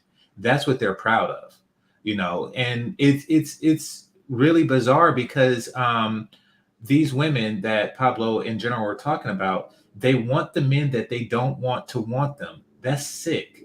That's sick and torment. That's like saying, okay, I'm hiring and I pay a lot of money. There's a lot of people who I don't want to hire, but I still want them to apply over and over and over again. That's sadistic. So yes, they're glad that they got these dudes out of this sadistic cycle. Fair enough. Good Yeah, point. and could I say something to the brother that has a son that's a teenager? Well, he's 23, but I mean, I'm just saying Okay. that's what he was saying when he was coming up. So he's 23 right now. And that's origin in mind. So I did not get married until I was 40, right? Oh wow. Yeah. And a lot of it is because of what you were talking about with your son. I didn't want women with tattoos. I didn't want women who were loud and snappy and difficult to deal with. Not in the way that a woman is difficult to deal with, but in a way that's dysfunctional. Because I came from a 2-parent family myself. So don't pigeonhole your son into thinking he has to do that for you. Yeah. Don't let him waste the best years of his life looking for a needle in a haystack that might not be there. Most of these women now they're already baby mamas and all of that kind of stuff, and that comes with its own difficulties. Even though I did marry a single mother, I don't have the type of interference that somebody that married an American would. Yeah. Because the Uh-oh. My lifestyle and theirs is totally different. Your son would be faced with those kinds of issues and problems. Set him free. That's why I say set him free. Son, go find the best woman you can find, whoever she is. Yeah, and you guys are right. I don't disagree with any of that. And like I said, I've gone from I've transitioned away from what I started with to essentially basically we just need to find the best person that's going to fit with you and in the family and actually do right by you, so that way you can get your kid, produce your kids and get them to adulthood, and we get the grandkids and we have fun and all that other stuff. We make the photos and the memories and like that. I want all that cool stuff. I really do. But at the same time, I don't want to get it at the expense of him making a bad decision just because I'm pressuring him into something. And he does want to get married, by the way. It's not that I'm pushing stuff on him, but I'm giving him advice on how to do it. But I cannot deny what he sees out here. Like and understand, I don't talk to my son about black manosphere talking points or red pill manosphere talking points and none of that stuff. Yeah. We just have father-son conversations. I try to stay away from that. If he finds it on his own, that's up to him. But I mean, I listen to what he's saying. Same thing with my daughters. I listen to what they're talking about too. All right. Freeman's Journal in the building. He says, look for a needle in a haystack in a field of haystacks while ignoring the bucket of needles right next to you. That is a hard sell for black boys. What do y'all say? And this sort of will go back to what me and Pablo already talked about a little bit. What do y'all say that it's that stark of a difference of a needle in a haystack in a field of haystack, and the non-black girl is just so much better to where it's just a bucket of needles just sitting right there. Just pick. I mean that does reek of being blue pill for being red pill for black women and blue pill for women of other races. Would that not? Well, okay, I can say that he probably fell short a little bit where he says a bucket of needles right there, but we cannot overlook the fact that there is a greater needle to hay ratio. That's where I'm at. I do 100% agree with that one. That is the ratio is different. I agree with that, but not a bucket of needles. The ratio is way different. I mean, like, how often do you see a gaggle of white girls walking around pregnant? Tattooed and alone, like, and something else I want to point out to Kevin C's story is that they're always alone. Like, they're never with anybody else. On that picture was a gaggle of white girls, and they weren't alone. Like, you ever notice when you go places, like you take your lady out to dinner or something, and I'm not talking about like a major one, like $100 or more. I'm talking about like a regular Outback Steakhouse or something like that. And the black women are always single, and everybody else is dated. Like, they get together in gaggles, and that is in girls trips and stuff like that, and that is what they that's what they do. That is what they consider living their best life. They try to form a community absent the men, and that is what that gaggle was doing. And the reason why they're so loud is because that's the only way to get attention. Like, people would just as soon ignore them. They have to force themselves to be seen because people just as soon look the other way. So GC, here's and I'm theorizing here, but basically, somewhere along the way, the collective of women, and I'm talking about women across all the races, but more particularly in black women, I would say, they were told that they could kind of do a whole bunch of other stuff. They could, graduate high school, go to college, have fun, go through the whole phase, live their best life, and then around 28, 32, the wonderful husband that they, everybody feels that they deserve will be standing there waiting for them. The problem is the wonderful husband's not playing that game. He's like, nah, I don't want you at 32. I want you at 22. So don't come to me at 32, and definitely don't come to me with the kid and the high number of sex partners that and the attitude and all the other stuff and everything else, and the emotional baggage that you picked up from all the other stuff along the way, to include the added weight gain. Like, I'm not going to marry into that. So basically, we're not fulfilling the part of it that their expectations. We're supposed to keep our traditional roles, and they get to do whatever. And men are like, I'm not going to do that. I'm going to find a woman who's actually sticking to that, whether she's a black woman from the United States, a black woman from overseas, or a non-black woman in the United States, or a non-black woman overseas. Like, again, as much as I tell my daughters, I'm like, look, not only do you have competition within the race, you have competition outside of the race, and you have international competition. You better get in the game, because your husband is out there, and he's going to, find somebody. And if it's not you, the longer you go unmarried, the harder it's going to be for you to do. We know that once a woman hits 30, now their chances of marriage starts to get into the low double digits, right? By the time they hit 35, now they're down into like the single digits. By the time they hit 40, I think just like less than 1% of getting married. That's not to say they can't do it. I'm just saying, I don't know why women do this to themselves. I'm not a woman. I don't know who's advising women, and I don't know why they're thinking this way. But I mean, there is a biological considerations and just, the fact that other dudes are like, look, I don't want what everybody else was able to get, and they didn't have to marry you to get it. So you know what? Why should I have to marry you too? Like, they're not really thinking the way men think. Well, Dennis Sperling did a really good show last night on his channel, where he had two Latinas on his show explaining the cultural differences between how they deal and relate with their men and how Black American women deal with their men, and the difference. I would encourage anybody to go and listen to it. I believe it was Dennis's show from last night. That was last night? I'll look at it. Yeah, the difference is their explanations were stark differences. And so yes, Bernard, it really is that different. I say this and people think I'm crazy. Foreign whores are better than American girlfriends. Oof. Well, again, another indictment. Hey, so the other thing too is, to your point, Mr. Pablo. So there was I don't know if you like shutting out other networks, but I'll just say I was watching a young lady from the Middle Eastern. She was from Arab culture. And she was explaining how the men interact with the women and what the expectations are for men. You talking about the chick on Lapeef? The chick. Okay, all right, yeah, okay, America. Okay, so you know her. Yeah, and she really broke it down very well. And she said, look, a woman's value is tied to her chastity, the way that she carries herself, that men can't even interact or talk with the women. They got to go through a third party, which is the father or at least an uncle or somebody that they trust. Like, you can't even interact with women in certain ways, and women are expected to behave a certain way, so that way they're eligible for marriage. If you get out of line, get out of pocket, they consider you trash in that culture. And you're not gonna. And if you get a husband, basically the best you'll be able to get is a guy who's been married and divorced, and he's not really a top level guy.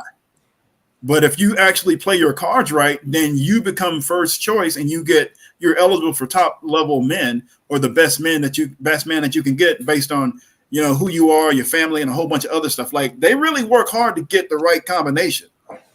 You see what I'm saying? And basically the way that some women are behaving, and she said it literally on the panel. She said, "Look, if you kind of go outside of these parameters, you're considered trash in my culture. You're considered trash." And remember, black men aren't really thinking that. We're giving women a lot of latitude. The problem is that the latitude has just been expanded so much to the point where nobody knows where the line is. Well, the men know where the line is, because you can clearly see it in the marriage rates and the fact that men are refusing to date certain types of women. So again, I always take it. People kind of have this thing that we're blaming women, but no, look, you can do what you want, but you can be as big as you want. You can have as many kids as you want. You can be as loud, as obnoxious as you want. You can do what the heck you want to do. You can live your best life and all that other stuff. Just don't expect us to pick you if we don't want to. Like, just suffer in silence and be quiet about it, and just go ahead and deal with your life choices and consequences. They want the fun, but they don't want the consequences that come with that. They want us to suffer the consequences, and we're deciding we're not going to do that. And that goes back to real quick. Platinum Elite in the building. Platinum Elite in the building. He says, "Snow Blizzard brothers are the problem for the sisterhood. Guys who only want white snow. Most brothers deal with the sisterhood mostly." Thank you for the super chat, Platinum. Thank you for the super chat. Do appreciate you coming through and put something on it. Trey. Okay. I ain't gonna lie, Trey. I was very disappointed with an episode of TPOT. I'm just gonna say that and leave that there. But you've been here since day one, so I was very disappointed in what I heard on that episode. But we're gonna set that aside. But so I'll come to you in a second. But go ahead, Kevin C.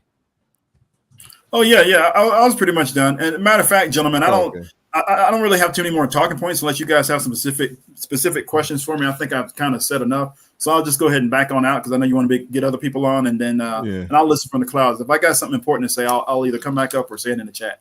I do have a question for you. When you were young and you seen that same gaggle, did you attempt to approach one of the members of the gaggle? Oh no, absolutely not. I would have done the same thing my son has done, which is looking at it and going, "No, I don't want that. I want something better or something different." Okay. And the young lady I took to prom, nice young lady, squared away, black woman, all that stuff. I thought I was going to marry her coming out of prom, and it just didn't work out that way. So it's one of those things. But all right. But hey, thanks, Mr. Raleigh, for letting me up and to the panel in the chat. You guys are awesome. All right, yep, no doubt. Thanks, Kevin C. Appreciate you coming on through, and thanks for the Cash App. All right, go ahead, Trey. You got it, man. Hey, what's going on, Bernard? Yeah, nothing big about the whole TPOT. Me and Prophet thought, we fixed it up. It was a misunderstanding, and we took care of that. Ain't nothing big, no big deal about it. I was hoping y'all, because I didn't think y'all be able to work that one out, but I'm glad y'all. It was a nigga shit misunderstanding. All right. All right. But as far as this goes, I know you brought up my comment about being proud of these young brothers, and I myself, like basic origin story, I fell, victim to that. I never believed in any of this black love stuff, but got in college around the pro-blacks and all that stuff, and started feeling that identity. And next thing I know, I was 2 baby mamas by 19. Both, highly melanated. One I went on to marry. I got 4 black kids. Whatever, call it that way. But I raised them completely away from the community, and they're all doing great now. Nothing really ever mattered. So why I say I'm proud of these brothers is that they're not falling victim to the gaslighting of, the matriarchy, the sisterhood, or whatever you want to call it. Because when mama and them, auntie and them get in your head, you will make the choices of, you know what, man, I know all those needles over there in the bucket are so much better, but I don't want to disappoint mama. I don't want to disappoint, grandmama. I want to make them proud, and I'll go get with the tattooed 180-pound, 5'4" girl in 11th grade. Well, let me ask y'all this: what percentage of young black boys would y'all say really think like that? Like, I have to be with a black woman. You know, I mean, I'm talking as young Nowadays, like very 18. few. Yeah. I'm talking, the age of the boys in the picture up into college age. How many of them? What percentage of y'all had to put a number on it? Actually think like that. I think, 15. and I don't know if you say 15. Okay, yeah. I mean, I'd I say would. around 50. A lot of people are still, fixated on the community. There's a lot of people. This whole new movement amongst black racism, amongst against everyone else, is growing. This whole FBA movement, it's getting pushed down to a certain amount of kids. There's a lot of Gen A's and Gen Z's that are getting away from it, but it's a stark difference from the ones that are still entrenched in the community. I would say it's very low, but I do feel that the ones who are aggressive with it are louder, like ridiculously louder. The gaslighters, the pro-blacks, whatever you want to call them, they're a lot louder than any other than the guys in this picture. Even these are just young boys that just decided to take a picture of a pre-prom picture or whatnot. But the sisterhood and the hoteps and stuff, they're very loud. So it seems like it's more of them. It's not. Yeah, I think when you get older and you start, developing certain ideologies and, black folks, attachment to, blaming everything on racism, and then what gets worked into there when you get that type of pro-blackness, and then what comes with the territory is, oh, you have to be with a black woman. I think that comes later. I think you see very few people in early 20s even thinking like that. I think that's something that happens much later. I'd say people in people over 30 start thinking like that, where they get their fist in the air about all the pro-blackness. And maybe some pick that up in college. Maybe some do pick that up in college. But yeah, I don't know if it's as big of a thing. It's almost to some degree, and nothing wrong with y'all sounding the alarm, because like I say, I sound the alarm too. That's part of what my channel is about, sounding the alarm about all the nonsense that goes on in the community, so to speak. So it's nothing wrong with y'all sounding the alarm, but it does to some degree seem like I mean the I don't want to say the war is won, because everybody criticized BGS when he said the gender war is over. But I think as far as the younger generation, I think I don't even think you got to even say nothing to them. I mean, Yeah. it's a wrap. Bernard, there wouldn't be, if there wasn't this big push for it, there wouldn't be such thing as a Black love movement. And that movement is strong with this whole push to get black kids to go to HBCUs, this whole push, for, I don't know, the Queens or whatever, and all these advertisements. You think getting black kids to go to HBCUs is part of a Black love movement? Yeah, it's all part of it, man. It's all part of a plan by the Queens or whatever to keep, It didn't work for men me. subjugated. Yeah. And Black while love I'm movement covering didn't work this, in my HBCU. I coined this term because this whole angst against, SYSBM, Passport Bros and any other Go Free movements is because the stepdad pipeline is being funneled away. True. Y'all know red pill 101. These guys like us are supposed to be sitting around to freaking wife up these baby mamas, in their 30s. Yeah. I mean, no, their supply of simps, the simp supply line is dwindling, and it is becoming problematic to them. I definitely agree with that. I mean, before the plan was to somewhere around 40 and 50, you just go as a single mother to a guy who was just sick of waiting and will do anything for in-house pussy. Those days are no more, or they're becoming less and less. Most certainly, the boys in that picture aren't doing that. Mm-hmm. All right. Hey, good morning, guys. Hold on, real quick. Is what it is in the building with the $5 super chat. He says South African women are the ish. Their parents will put you on as long as you show you come from good stock. Thank you for the super chat. Appreciate that. Also, we got Deanie in the building, says being proud of this is so cringe. I mean, I understand where you're coming from on that one. Says the biggest 304 ever met was my roommate's girlfriend in college. Some of y'all are wildin' or don't know. LOL. Like I said, there's a there's an aspect of this that does reek of that being red pill for black women and blue pill for every other woman. Like it's somebody in the chat room that I talked about in the comment section that said, as a black man that's been married to a white woman for 23 years, this makes me proud. You know, it's like, yeah, I mean, I understand some aspects and some angles of it to that degree, but proud, like you don't know if okay, let me hold on Bernard. Hold on, real quick. This is why I just say, you know, oh, that makes me proud. I mean, the third chick from the left, you don't know if she'd sucked the entire basketball team's dick but the night before this picture. It makes me so proud that he's right there with her. It's like that's where it get goofy with I'm so proud of these young men, but I understand the cultural clinginess to you know, blackness at all costs, at all odds, against all reason, for any reason. I understand that y'all like to see it not going that direction, but just a picture, a still photo. Oh, I'm so proud. Yeah, that does reek of, you know, a problem in the other direction as well. It does. Well, Bernard, you bring up a point about, you know, the whole blue pill for other women, red pill for black women. Here's the deal, man. As Pablo was saying before about when you travel south, you know what? Yeah, you can be a whole lot more blue pill with Maria down south. Like with Keish, you got to stay red pill 24/7 every day of the week, or she's going to turn you into a mangina. But hey, with my wife, straight up, I can let off my guard easily. And I'm about to give an example.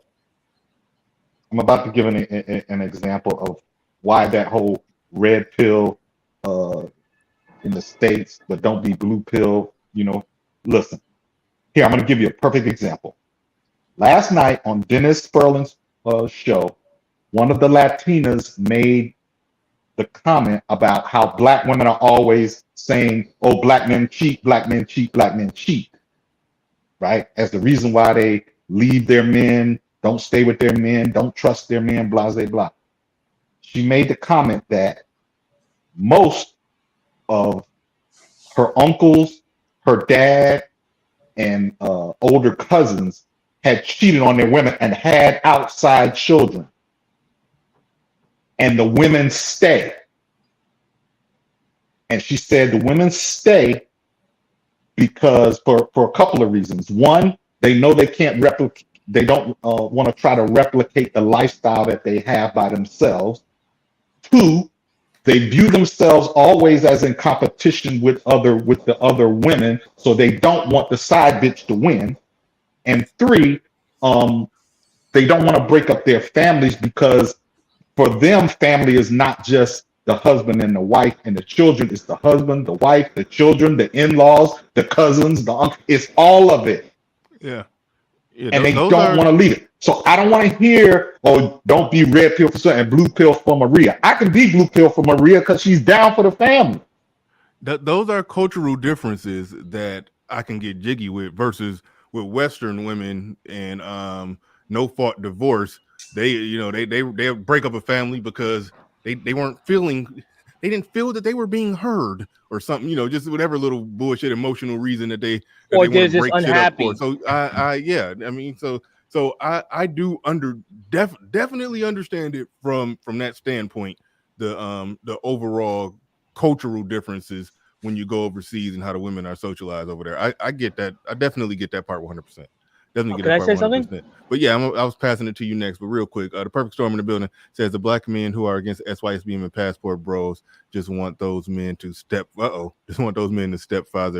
their children. It do seem like it'd be like a lot of reformed pookies who used to be serial impregnators that get mad when they see black men passporting and SYSBM, and it's like they just like the woman will need somebody to step in and pick up the slack for, like, so yeah, it'd be a lot of that going on. That should be ridiculous. That should be ridiculous. But Captain Cisco in the building, he says, what do pro-blacks like J Speed think? I wanted J Speed to come up, but we getting close to the end of this thing, so we'll see. But what do pro-blacks like J Speed think about all races being mixed by 2150? That is an inevitability. So I mean, the breed out the breed out, racially mixed, race don't matter people will win in the end. That's just a fact of reality.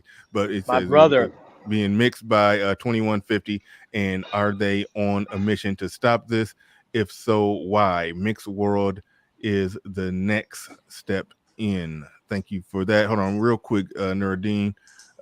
Platinum Elite in the building says, you're right, Bernard. Lots of these dudes is red pill for the sisterhood, yet blue pill for the snowbirds. Never heard that before. Again, if you dropping your guard down for Western white women, I think that's a bad move. I think Pablo do got a good point when it comes to women from other countries and cultures altogether. Now, granted, I'm taking his word, but just from what I've understood, learned, read, and you know, because I haven't been out there, but from what I understand about it, it's a whole. You need a trip for research. You need a trip for research purposes. Yeah. Well, here's the thing. It's a whole different ball game culturally over there, and nothing puts a woman in her place like a third world country. I mean, that's just a reality. Well, here's the deal, Bernard. Myself, Pablo, and Sperling are all three with Dominican women, and are saying the same thing.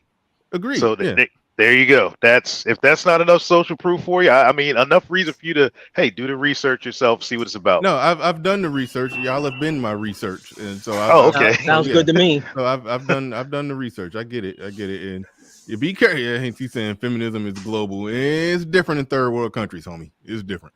But go ahead, Nuruddin. You got the floor. You got the mic. Hey, Bernard, Pablo, and everybody on the panel. SK, ringing the bell for this for years, and no one heard me.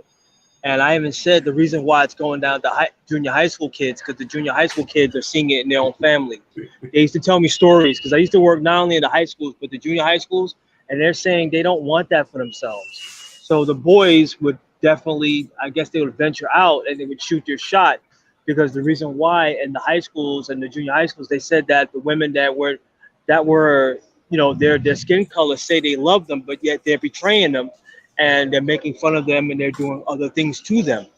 So they said they don't want that for themselves. Hold on a second. Bernard, sorry, I'm in Midtown Manhattan. Sorry.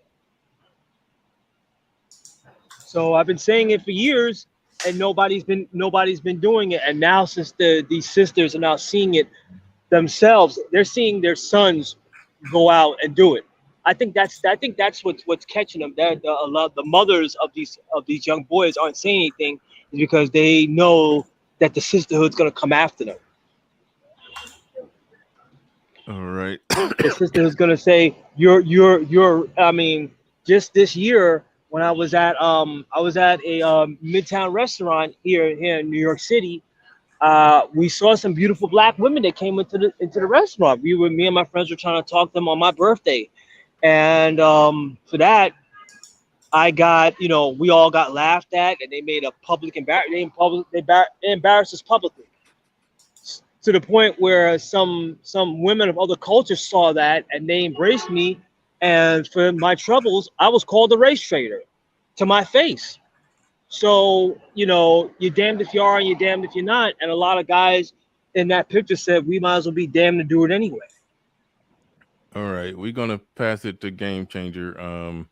And thank you, Nuruddin, for that completely not fabricated story. I'm just playing. But Dante Adams, thank you for the super chat. He says, Game Changer, you spoke. The Halloween picture says it all. Was it? Yeah. Shout out to Nuruddin. Can we see the Halloween picture? Bernard, could you blow it up, how long ago on Halloween was this? Wow, that was 2 years ago. All right, you and I have going another as a cop one again on Halloween? Of course, and this one was last year. Last year. Why do you go as a cop every year on Halloween? I think because they like the idea that someone's there to protect them. They like a man in uniform, huh? Yes, they do. Hey, but they everybody but the queens loves a man in uniform. They love first responders. Yeah, I'm a first responder. All right. And I am responding. There's some truth to that. There's a lot of truth to that. Yeah. But go ahead, GC. He says, you spoke of simps, but wasn't it you, the one who brought? That's supposed to be bought. Okay, let me not. Okay. bought a dirty foot woman a stove in Colombia? No. I bought a clean foot, attractive woman a stove in Dominican Republic. And when I saw her, I think he should have bought two of them motherfuckers, not one. Hey, great investment. Game Changer made a lifelong investment right there.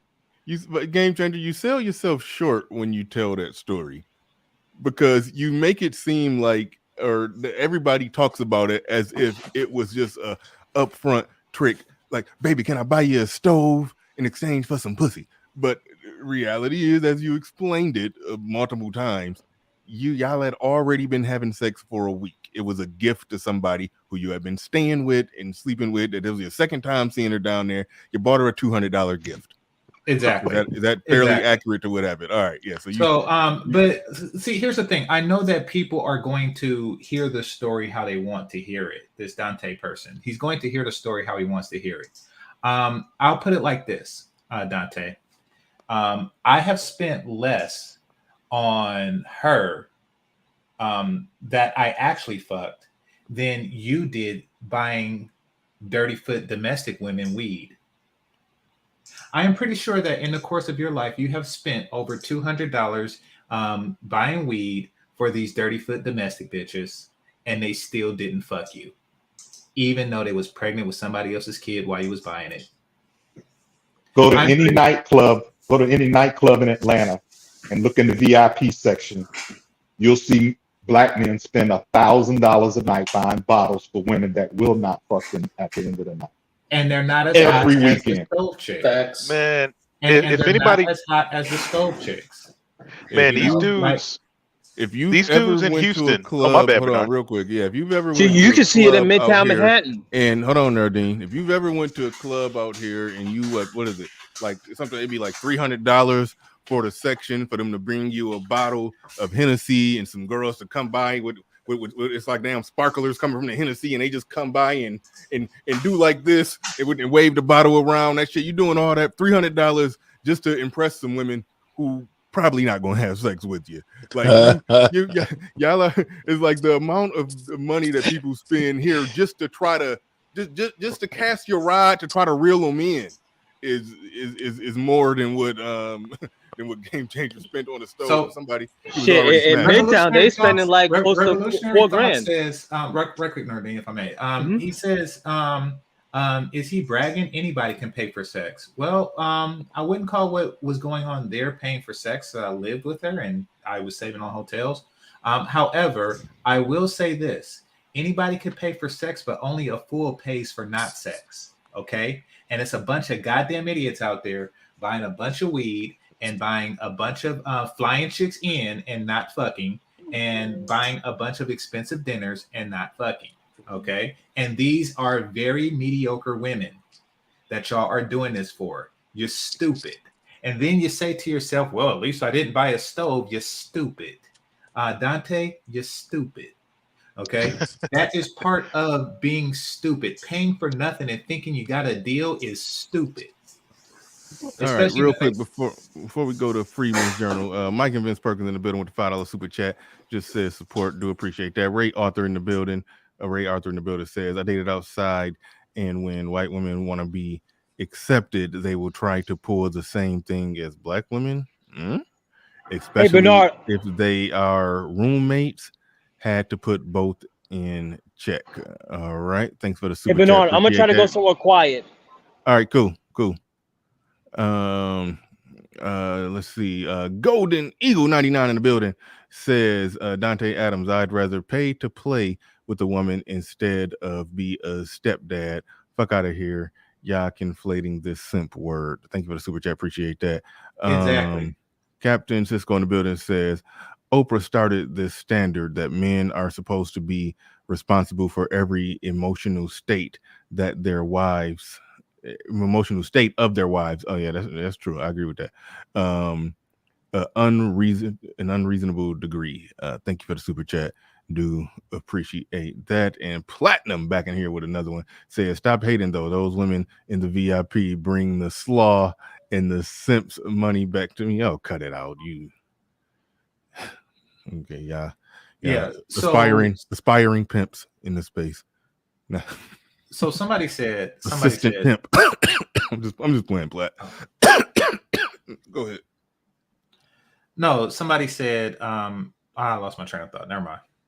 Ray Arthur says, I live in H-Town. They will finesse real quick. All right, go ahead. Oh, no, somebody said after a week. No, it wasn't after a week. It was after a year and a week.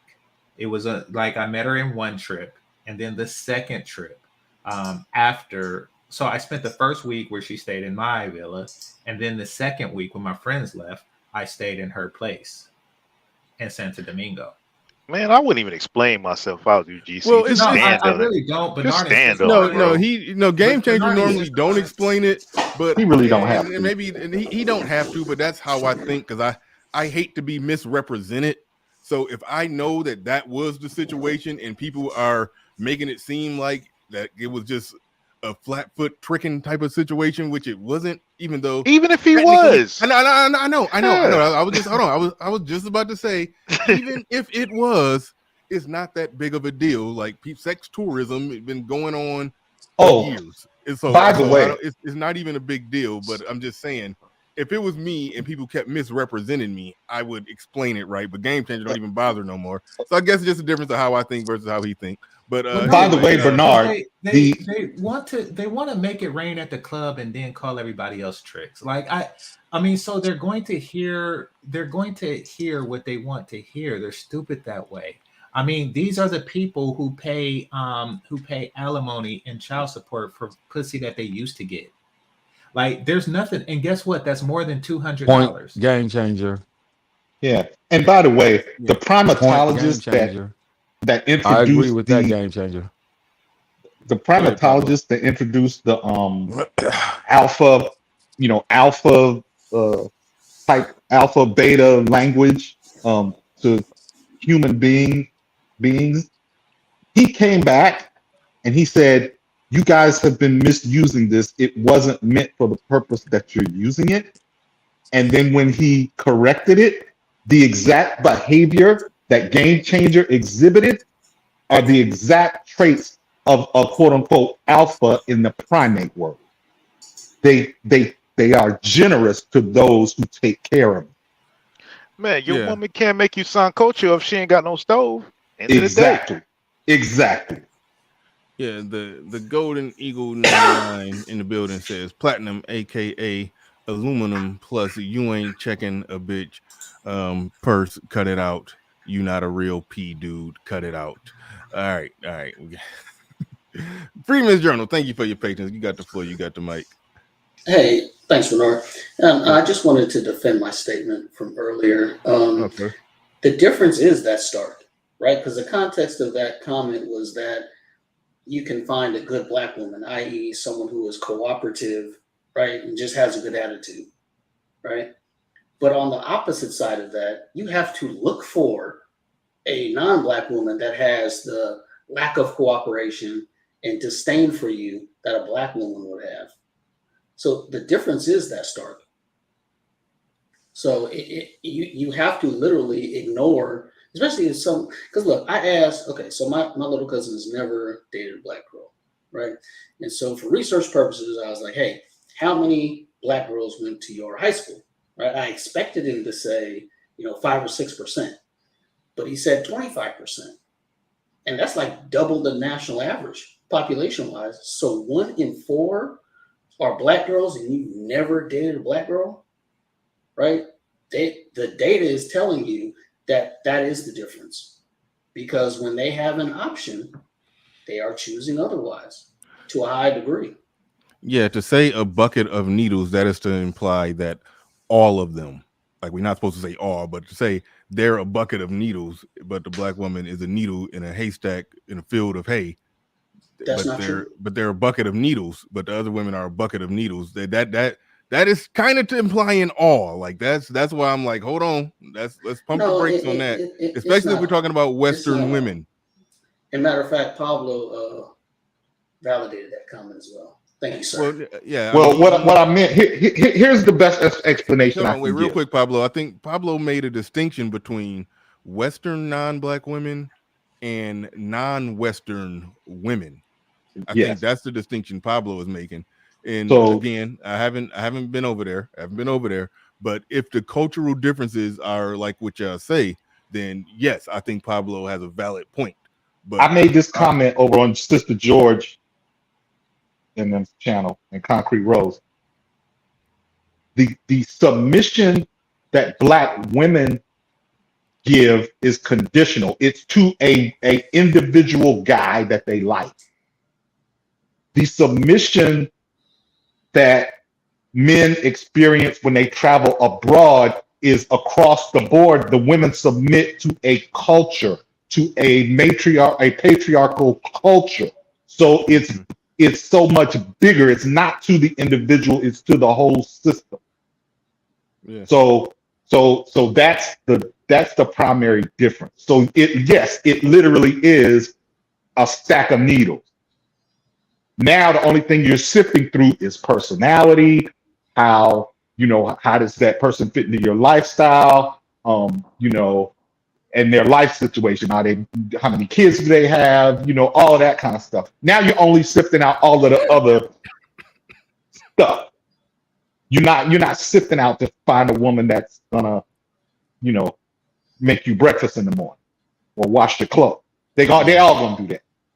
Shout out to Mr. C, just came through with a $20 cash app. I do appreciate that. And my main man, Ike Ogiamian, in the building, talking about that less than 1% divorce rate in Nigeria. Look, Ike, that don't count.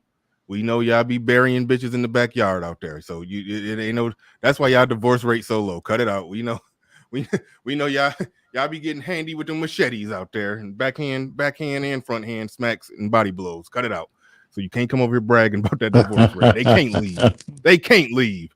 Well, they can leave. They can leave in a box. That's how y'all doing over there in Nigeria. But he says the 0.5% divorce rate in Nigeria is not because everyone is happy. It's because happiness has nothing to do with this family thing. The happiness standard is chaos. I don't know if I know exactly what he means by the happiness standard. I know what he is means. Chaos. Because okay, go ahead and explain that, GC.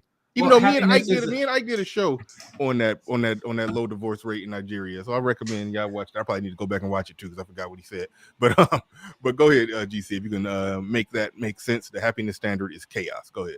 Happiness is chaos because it's individual. Happiness is a very individual term.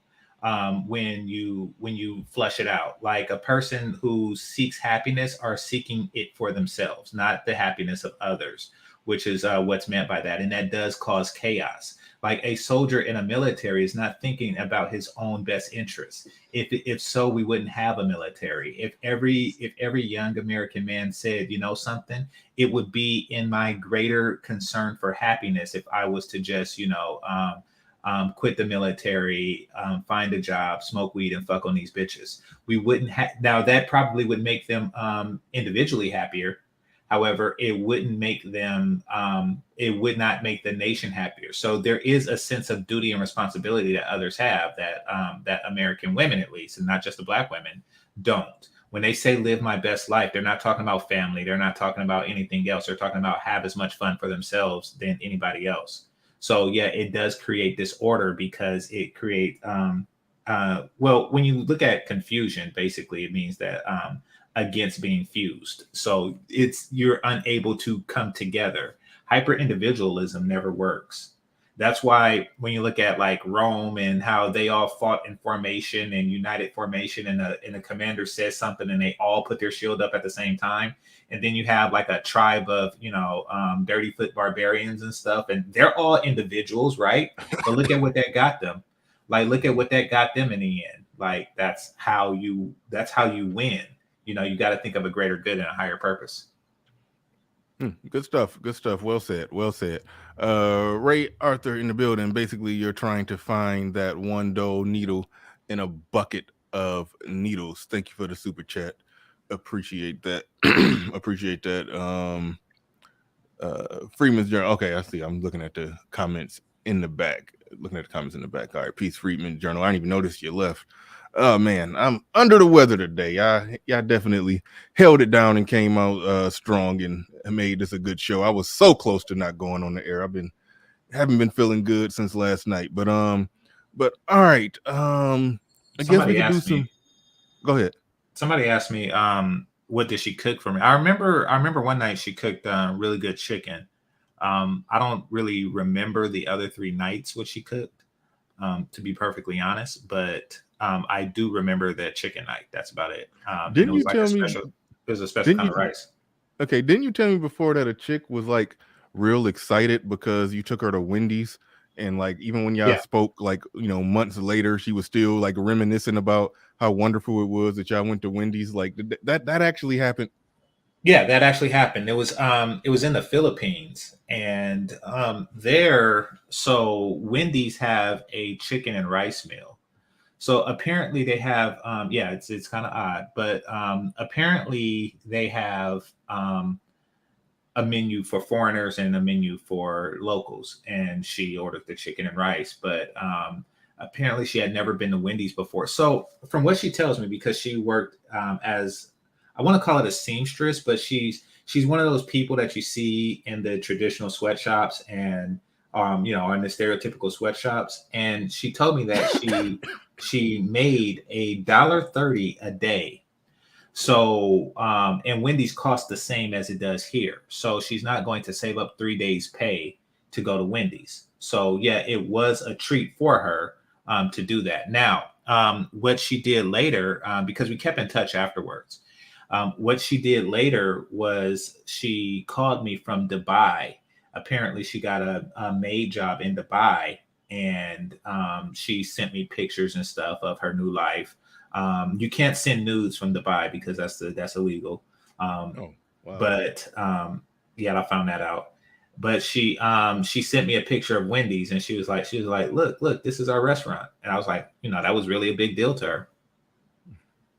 That was your special restaurant.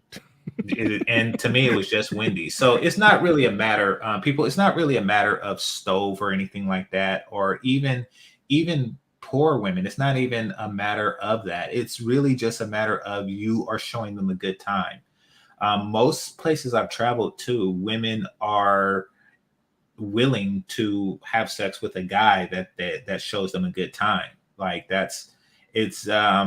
it's a very American thing. It's a very Western thing to be like, oh, you really, you took me out, we had a night on the town, and I'm not gonna fuck you. Like, the social contract is in place. Exactly. Abroad. So that's what me and 1MT talked about. Like he didn't shy away from the tricking aspect of it, because he said, hey, that's a thing out there. But he said a lot of the times, if you just meet a chick and you just take her out, show her a good time, go out, party with her, hang with her, the little bullshit money that you just throwing away on vacation is giving her the best time she probably had that year. Exactly. So yeah, she's gonna have sex with you. So it's not even, and that's probably better anyway, because I mean, you're not just doing you're not just handing her $20 or $40 and she bend over and then just okay, I'm done. Now what? No, you actually hanging with her and kicking with her. It's like, it's almost like a weekend fling, kind of. It's like that's probably that's how I've heard some people explain it. That's how some people explain it. And it's exactly that. And that's why my travel patterns consist of, prior to going to another country, I go to the dating sites of that country. And, and that's so they can show me around. So not only do I get showed around, which is the reason I don't want to go as a tourist, not only do I get showed around, which is, the reason why I go to the dating site primarily, as part of as Pablo rightly said, as part of their social contract, they will have sex with you. Western women are extraordinarily comfortable receiving everything and giving nothing. And that's because Western men like Dante are abnormally comfortable giving everything and receiving nothing. They're stupid. So, and so it's a wonder why the women feel that way. It's like, oh, well, why are they taking everything and not giving anything? Why did they smoke all my weed and not fuck? Like, because you keep giving them weed and not fucking. Like, so it's that construct. But, they make it clear. In fact, it was 1MT's channel where he showed like a picture. I'll never forget this because I'm into stuff like that. He showed a picture of a Colombian woman, and she had a picture that says that showed her at dinner, and she said, if you do this for me, and then the next picture showed her tied up in a bedroom, you get to do this to me. Was the theme of the picture. And yeah, that's pretty much accurate. I mean, you don't have to ask, you don't have to, state, because I see guys doing that on World Star Hip Hop. Are we fucking? Like before they pick up the check, they say that. It's Dinahores in reverse. Yeah. Damn. But shout out to the general in the building with a $10 super chat. I don't think we properly shared the mic with you. My bad. I can't even remember the last thing you said when you was up. But shout out to the general. Do appreciate you coming on through and dropping something on it. And J Speed says, "What is the body count of these women?" Wow, that's lower than the ones that live their best life. All right, but go for it. Go ahead. Oh no, I was about to say something interesting about dinner whores in reverse. The thing about dinner whores is that they're not actually whores. No, they're only eating your dinner. They're not giving you any whoredom. Exactly. A whore actually fucks. These chicks aren't even dinner whores. They're like dinner grifters, or they're dinner beggars or something like that. They're like will work for food people, but they don't actually work. It's like that. It's like bringing home somebody with a will work for food sign and then feeding them and then say, okay, so I got some weeds in the backyard. Like, oh yeah, no, fuck that. It's like that feeling. And y'all keep doing it. They're not even whores. Whores are better than these bitches. They're better. They're worse than whores. I don't have a name for it. And like Calamus, I'm going to make up a name for a dinner not whore. All right. Shout out to Deadly Raver being a channel member for 9 months. I like when it make that pop up every now and then. They're dinner dashers. Shout out dinner dashers. Shout out to Reese Johnson, says fair market value and good exchange. Okay, thank you for that, Reese. I do appreciate it. Before I go to Pablo, I'll let Pablo get some final words on here. And thank you to everybody. RM, everybody, they sending me how to get well advice. Y'all so sweet. But what was I going to say? Damn it. Thank you. Counselor Murray in the building. I ain't seen Counselor Murray in a minute. Shout out. He said, salute BR. I'm still lurking in the shadows. LOL. I was wondering. I thought I'm right to see you on all them stock channels. Market been a little topsy-turvy here and there. I ain't know if you had made a lot of money, lost a lot of money. I used to see you on I forgot my boy's name. With the used to wear the duck shirts. I forgot his name. Anyway, I used to be seeing you over there a lot, but all right. Oh yeah, GC, this I wanted to ask you. The chick that was so excited about the Wendy's, what would you rate her scale from 1 to 10? She wasn't the hot. So here's what I noticed in the Philippines is that Filipino American women are much hotter than Filipino women. Now, I would give her picture an 8.2. Okay. However, her actual appearance is a high 6 at the most.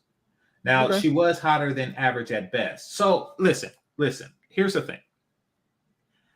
At the very least, from a Filipino woman, she's going to be slim and she's going to have long hair. So at the baseline, I would give that at least a 6. Especially on Black women standards. That's at least if a Black woman is slim with long hair, she would be considered like an 8 or a 9. So at the very base, you are going to get that, and she did have that. Now, she had she had small titties. She looked a little bit older than I liked, and actually that was her only flaws. She had a nice ass, a decent little cusp. She was small, flip and float, and all that stuff. So she was, by far, she wasn't the hottest. She wasn't even the hottest that I've been with in that trip. However, she was definitely doable, and she was pleasant. And she was, she basically cleaned so much that I couldn't really shake her to meet some of the other chicks that I met on the thing. I couldn't really shake her. In the sense that she wouldn't leave, and she would do stuff to where I felt wrong if I just dropped her for another chick. She Q-tipped my ears without asking. When I came in, she got on her knees and took off my shoes every time I came into the hotel room with her, and stuff like that. She used to. I heard all of that explained, Game Changer. All of that was explained by this girl, a Filipino girl who has a channel called Filipina P. Oh yeah, I seen that. I seen her channel. Yeah, all of that behaviors that you just named. Yeah, so it is. Yeah, like you take a shower and she's standing there, with the towel, like waiting for you. And also she as far as sex goes, her drive exceeded mine. Meaning that I shouldn't say that her drive exceeded mine, even though it probably did. So in the Philippines, nowhere could I find any magnums. They don't have magnums there because there's a shortage of big dick. So there isn't a market for it. So I wanted to ration my magnums, and I didn't want to use them all on the same chick. But she kept asking for more dick. She chronically asked for more dick. Like I wake up, she's staring at me, waiting for some dick. Like that's how it was. So she made you use up all your magnums. By doing that, she essentially cock blocked and everybody else by So that's essentially what happened. Yeah. She was overly, she was doing a lot, so it was hard to shake her. Now, unfortunately, I did, because she eventually had to go back to work. Yeah, she eventually had to go back to work, make her $1 a day. Did you have any magnums left? Yeah. Okay. Yeah. Good. No, I bought a lot. So I went around this time of year, or actually, I went in October / November. I bought 2 things I was told to get. Get a lot of magnums and buy a lot of chocolate. And because it was Halloween time, I know. Because remember, I told y'all I went there with a dude initially. I went there with a dude that I used to gamble with at the casino, Filipino dude. And he was the one that told me to do that. He was the one that told me to bring a lot of chocolate. The chicks really they appreciate chocolate and shit. All right. Pablo, take us home with the last words, because I've had about all I could take. I got to get the hell up out of here. Well, I hope you get better. Oh yeah. Hope you get better, Bernard. But I really don't have that much. I would just say, hey man, just be free. I think when people are praising that prom picture, it's mostly because a lot of us older guys remember when we were shamed into not doing what was in our own best interest, right? Because we did want the community to approve, right? And then as we got older, we realized that they didn't have anything to give us at the end of it. See, these other cultures can be, Indian first, or, Asian first, or whatever, because at the end of it, they can offer them a wife. The community cannot offer you a wife. They will not. They will not offer you a woman. So you can't be loyal, because they're not setting up an environment where a man can have what he needs at the end of it. It's all haphazard. It's all, well, if you do this, well, maybe. It's all like Alan Roger Curry says, the possibility of sex. And what they do is they dangle that carrot of that possibility in front of you perpetually, forever and ever. Amen. All right, so we about to get up out of here, and just like how we started the show with words of wisdom from Dr. Umar Johnson, we're going to end the show with words of wisdom from Umar Johnson in response to this picture. This isn't African. That's not who we are. All right, y'all, we out of here. Peace. We gone. Thank you, everybody who supported the stream.